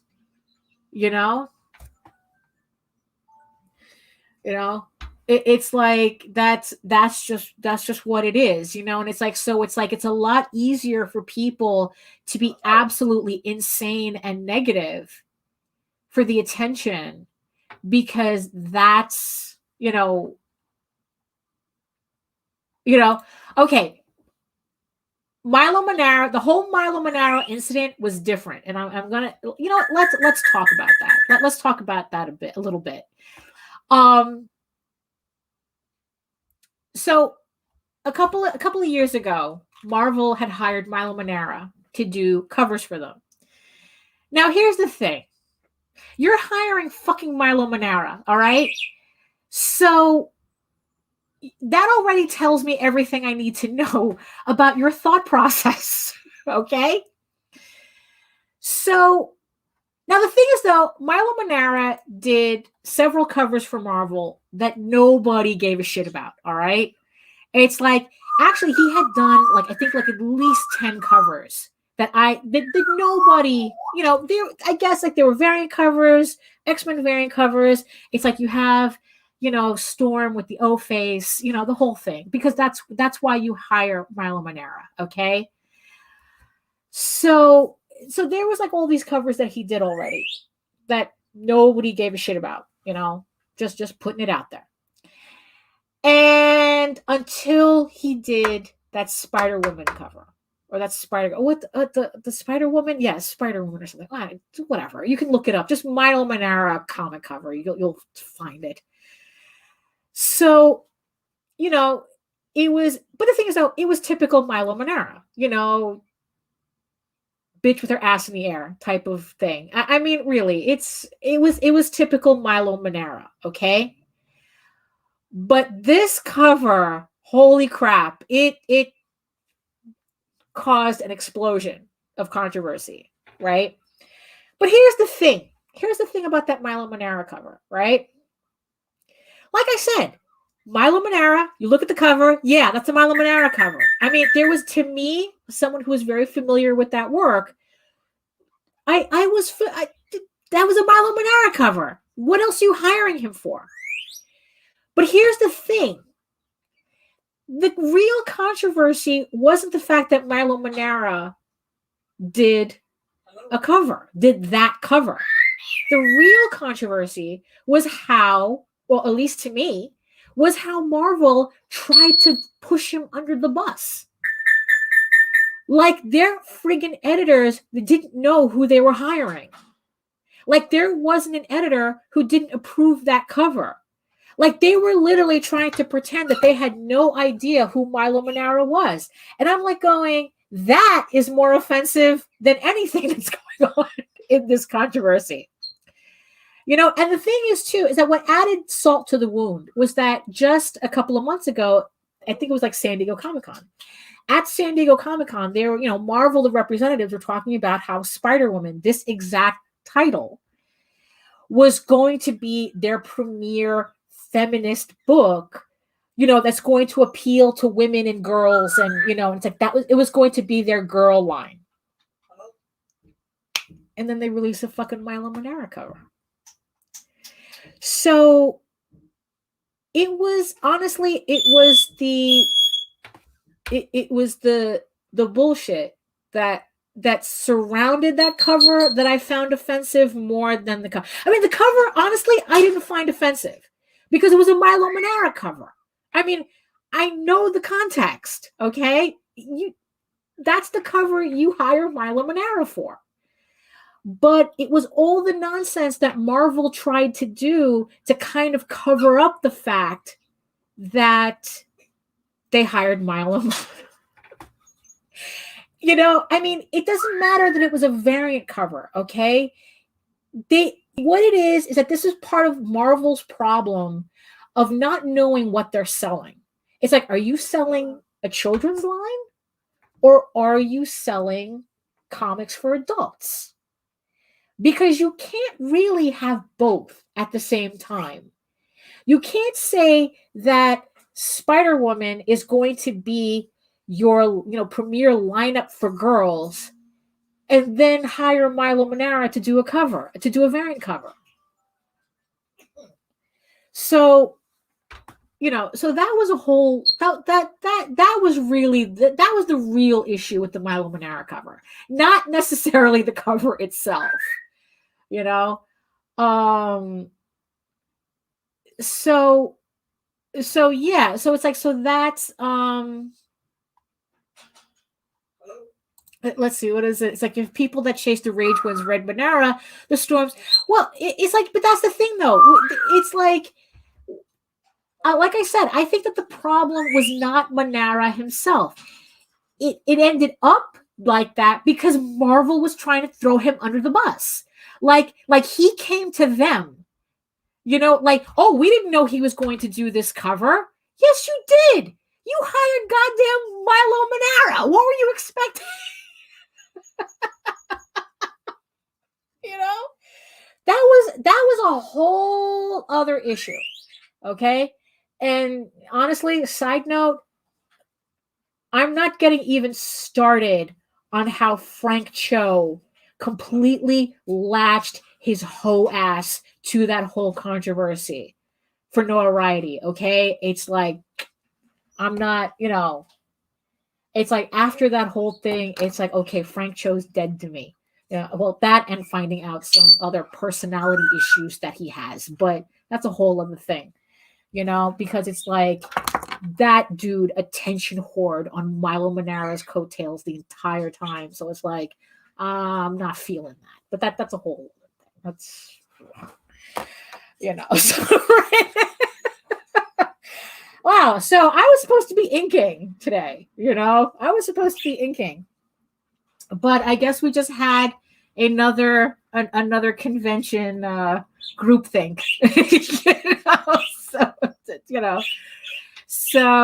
Yeah, so that's yeah, and so let's see. It's like, it's like Marvel threw him under the bus, and Milo really didn't do a full Milo cover. I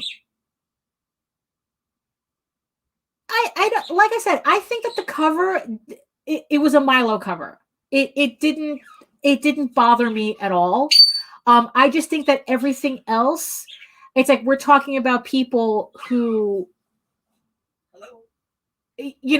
because it's like, yeah, there was this whole thing about people, like it's a goddamn Milo cover. Really, it's like, you know what you're getting if you're familiar with this guy's work. So, but in the end, moral of the story though, let people be horny. Okay. The only thing with the Milo stuff is that Marvel was trying to push their books in one direction and then brought in that cover that pushed it in a completely different direction, opposite of what he was doing, of what they were doing.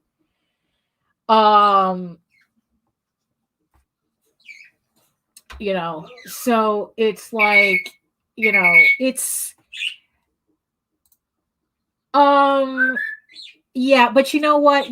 Nobody's drawing it. The slight difference is that nobody's drawing Spider-Man looking like he has a gaping asshole. All right.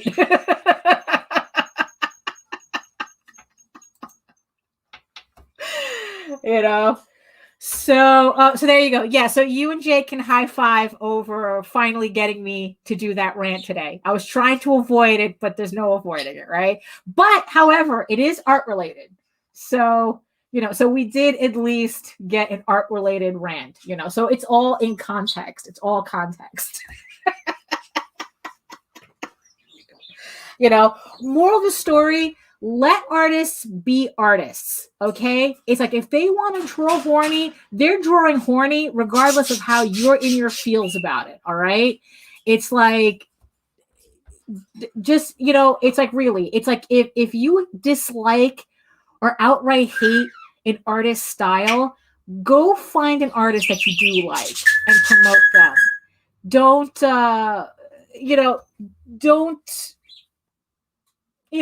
go bothering people with correcting their artwork. And by the way, that's also just another form of unsolicited advice, because it's disrespectful.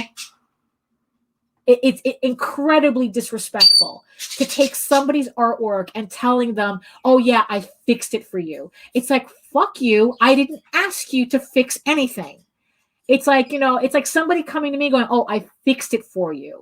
And it's like, No, you did not, because I didn't ask you. I didn't ask you, and I didn't care to ask you, and I don't want to know. It's like, and also, it's like, how full of yourself do you have to be to think that I don't know what's wrong with my work? Okay, I know what's wrong with my work. Jay Scott knows how he's drawing. He knows what he's doing.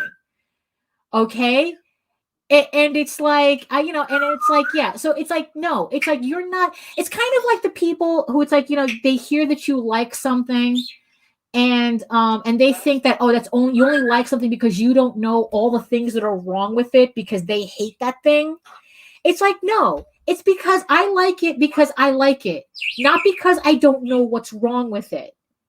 Okay, so it's like, that's kind of the same thing. I'm not asking you, me liking something is not me asking you to tell you to change my mind. Okay, Jay Scott drawing that piece the way he did is not an invitation for you to tell him what he did wrong. Okay, Milo painting that cover was not an invitation for all these hack artists to come out of the woodwork saying, well, this is how that pose would have worked. It's a fucking drawing. It's like, we know what we're doing, believe it or not. But it may not look like sometimes, but we know what we're doing. It's like, I'm futzing around with this friggin' background. And it's like, the last thing I need is some asshole coming out going, oh, this is how it's supposed to look. It's like, I know how it's supposed to look. The thing is that I'm not going to learn if I don't try to figure it out myself. So it's like, I'm not asking you anything. When I put artwork out there, I'm not asking for anything. I'm sharing it with you. I'm sharing my artwork with you. But that's kind of where it ends, unless I ask for something specific about it, I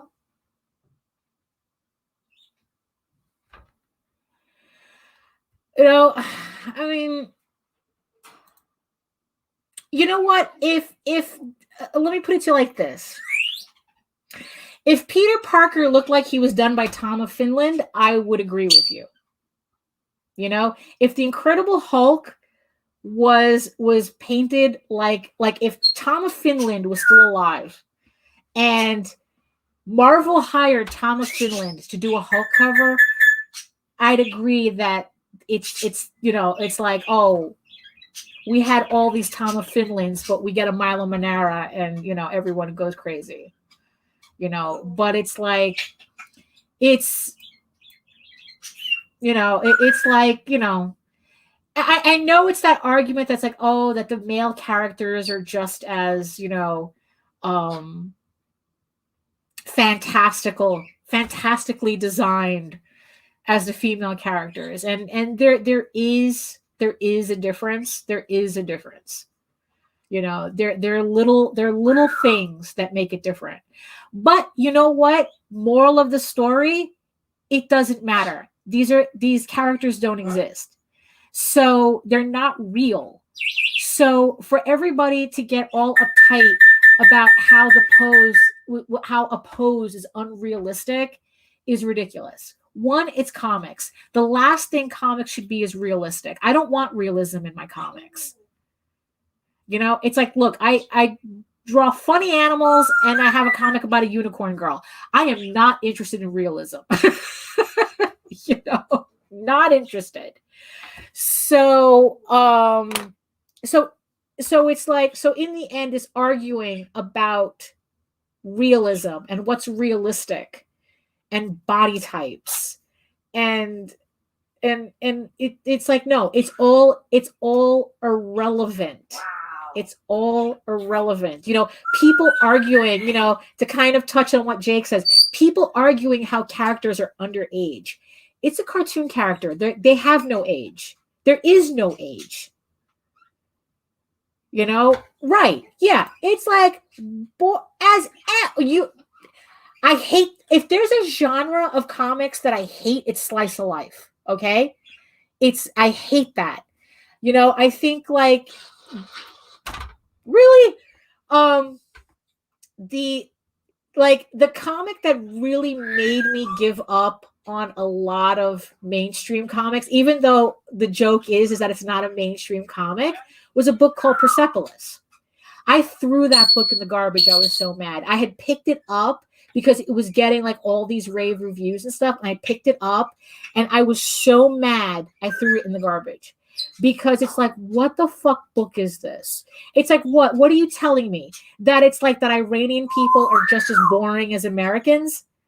You know, some basic ass characters living, you know, living their life in the comic. It's like, okay, so they live through some, you know, unusual times. But in the end, it's like, really, it had to be a comic, you know? And it's like, you know, and it's not like they're putting it in a fantasy setting or something. You know, it's not like, you know, what Spiegelman did with Mouse, you know, where he kind of put in elements of the fantastic in it to get this really serious story across.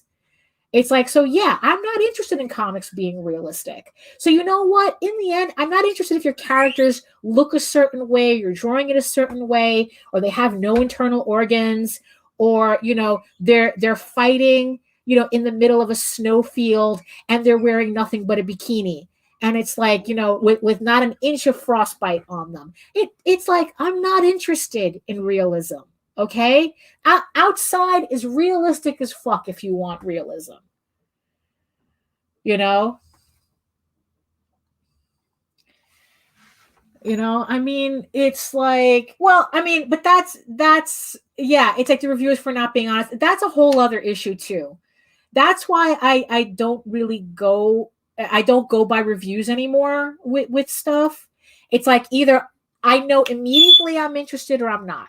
You know, that's it. I don't really take other people's, you know, reviewer opinions on stuff. It's like, look, either I'm interested or I'm not, and that's pretty much it, because I have been burned so many times.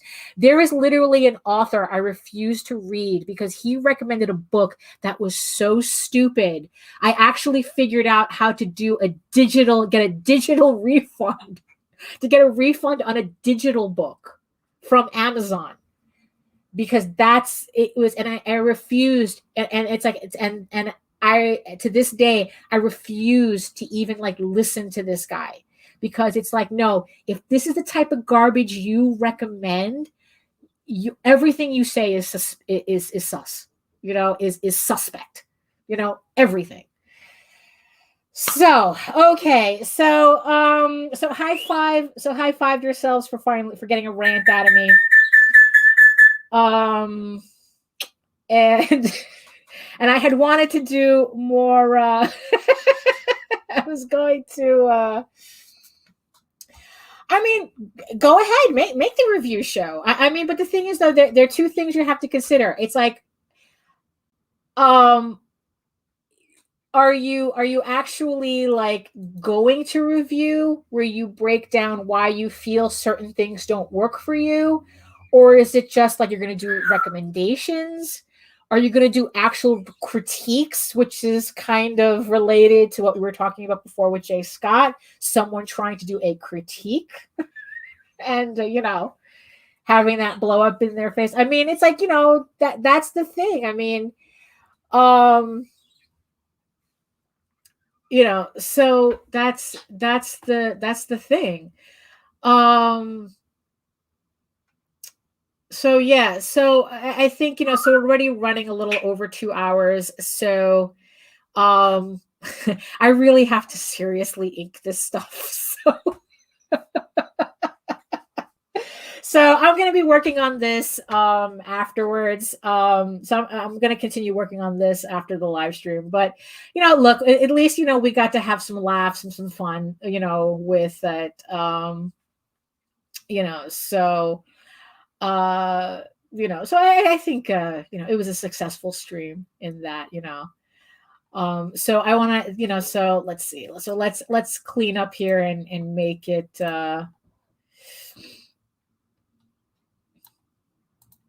you know, so there we go. Oh, let me, there we go. Okay, there we go. So let's kind of like wind it down, you know, because we can't do all the rants in one video.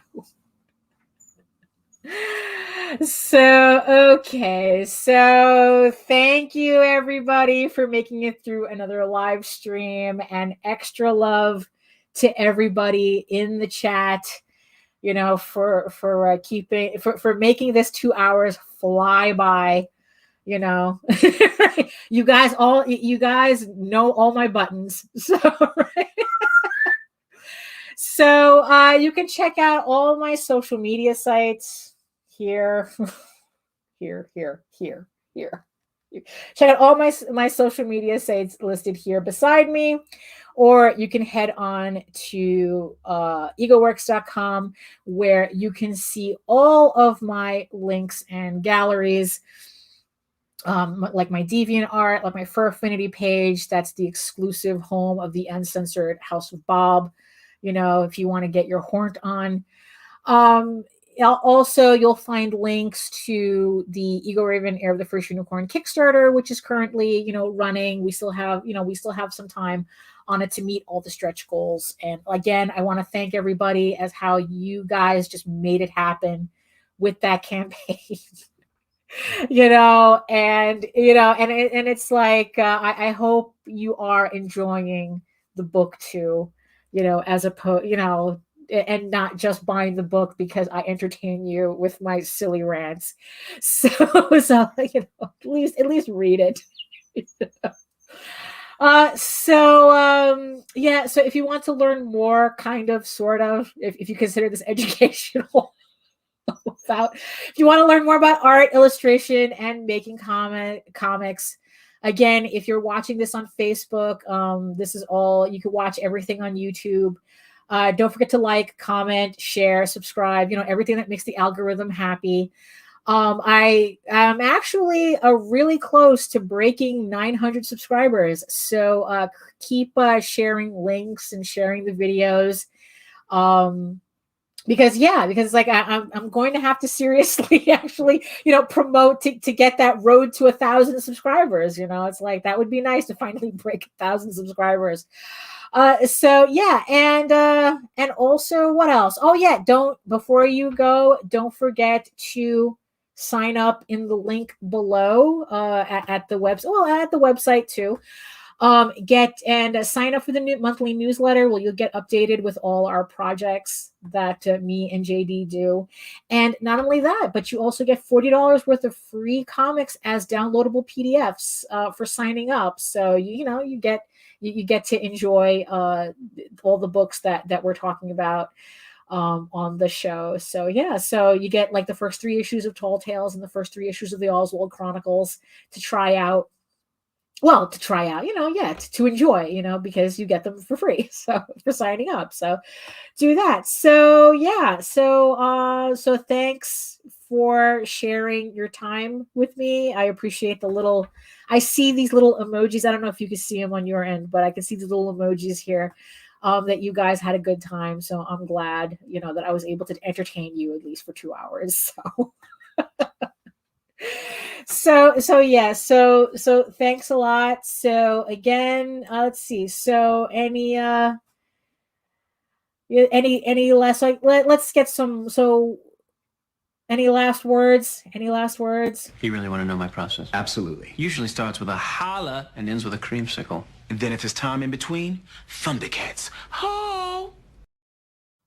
And on that note, I just want to thank everybody again for showing up and having a good, we had a good time. And I'll talk to you next Wednesday, same time. I'll be on Geekgasm at 9:00 tonight, barring any mishaps. So if you want to catch me again there, so next Wednesday, and ciao. See you then. Bye.